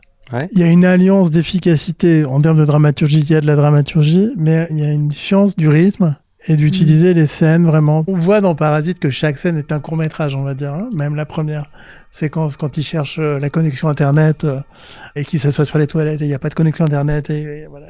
Il y a quelque chose d'extrêmement fluide, c'est surprenant, c'est une expérience très forte, subtile, enfin il y a tout dans ce film. Moi j'avais envie de parler d'un film qui m'a laissé un peu perplexe en termes de scénario et qui m'a un peu éprouvée en tant que spectatrice, et du coup je me suis posé la question. Et qui paradoxalement a laissé une empreinte quelque temps après. C'est le film de Nanni Moretti justement dont on parlait. Ce film à combustion lente comme ça. Qui était à Cannes, dernier Cannes. Ouais, il y a quelque chose de très malin entre le fond et la forme, justement parce que c'est un film qui ne parle que de ça en fait, de rythme, de dramaturgie, d'efficacité, d'évolution de personnages. De vieillissement, voilà, c'est à la fois mélancolique et joyeux, c'est imparfait comme scénario. Enfin voilà, je sais pas ce que j'en aurais pensé si j'avais lu le scénario, il y a plein de trucs hyper foutraques dans les intrigues secondaires. Enfin voilà, je peux pas dire tiens, j'ai pris une leçon de scénario, j'ai pris une leçon de cinéma. Et ça m'a quand même assez perturbée. Et un autre film auquel je pense, qui est aussi à combustion lente, comme ça, c'est Anatomie d'une chute. C'est-à-dire que, voilà, c'est un film, par contre, très efficace et très verrouillé en termes de scénario. Et sur le fond, sur la thématique et sur ce que ça questionne, qui continue encore à me poser plus de questions que de m'apporter de réponses. Et donc, j'aime beaucoup cette idée de la combustion lente que défend Nanni Moretti dans son film, comme principe de dramaturgie. Travailler sur l'ambiguïté, sur laisser du doute, des questionnements, etc., quoi. Casser le rythme, laisser de l'imperfection, de l'air dans le scénario. Je trouve que c'est très malin. J'allais parler d'Anatomie d'une chute aussi, parce qu'effectivement, j'adore quand on se pose au café et qu'en fait, on parle pas juste du film, on parle aussi de la vie. Parce que le film a provoqué une discussion qui n'est plus juste esthétique, qui est intime, personnelle, où chacun a des choses à dire. Et je trouve que ce film-là fait ça brillamment. Et un petit détail du film, c'est un film de procès. Et il y a un cliché du film de procès qui est en fait les jurés. On filme les jurés, comment est-ce qu'un tel va réagir. Et là, les jurés, c'est nous. Et donc, en fait, il n'y a pas de juré, il n'y a aucun plan là-dessus. Voilà un petit pas de côté qui a l'air de rien, probablement, par rapport à un cahier des charges, les films de procès, mais qui donne sûrement un peu de force en disant bon, j'ai une idée directrice. Il y en a plein d'autres dans le film, des plus fortes que ça. Mais voilà, je me dis, qu'est-ce que j'aimerais que les gens se disent après avoir vu le film, la série, la pièce, quel genre de débat ils vont avoir, de quoi ils vont parler, et c'est en fait, s'ils parlent d'autre chose que des goûts et des couleurs, mais qu'ils parlent un peu de la vie, des hommes, des femmes, de la vérité, c'est merveilleux. Alors moi, je citais un film d'animation, du coup. Le dernier long métrage dont je voulais parler, c'est celui qui a eu le Cristal au dernier festival d'Annecy, c'est Linda veut du poulet. Ouais. Moi, c'était un peu une claque quand même au niveau déjà de l'histoire qui est toute simple. En fait, à pitcher, c'est une maman qui s'est disputée avec sa fille et qui veut se réconcilier avec elle en lui faisant son plat préféré, qui est, je crois que c'est du poulet au poivron, ou je sais plus exactement.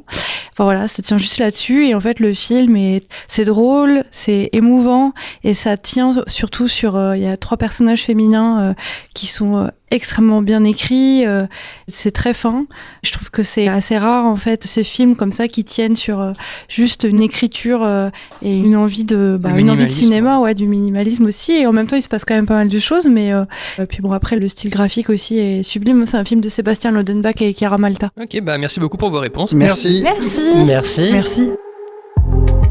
Les formateurs et le scénario, c'est terminé. Merci encore à Ludovic, Irène, Julien, Marine et Philippe pour leur participation. Et bien sûr, merci à vous pour votre écoute. Abonnez-vous au podcast pour ne manquer aucun épisode, partagez-le autour de vous s'il vous a plu, et pour le soutenir, je vous invite à laisser 5 étoiles sur Apple Podcast et sur Spotify s'il vous plaît. Et le scénario est une émission proposée et montée par moi-même qui vous donne rendez-vous dans 4 semaines pour le prochain numéro. D'ici là, n'oublions pas, le scénario n'est pas une œuvre d'art, mais une invitation à collaborer sur une œuvre d'art. Paul Schrader. À bientôt.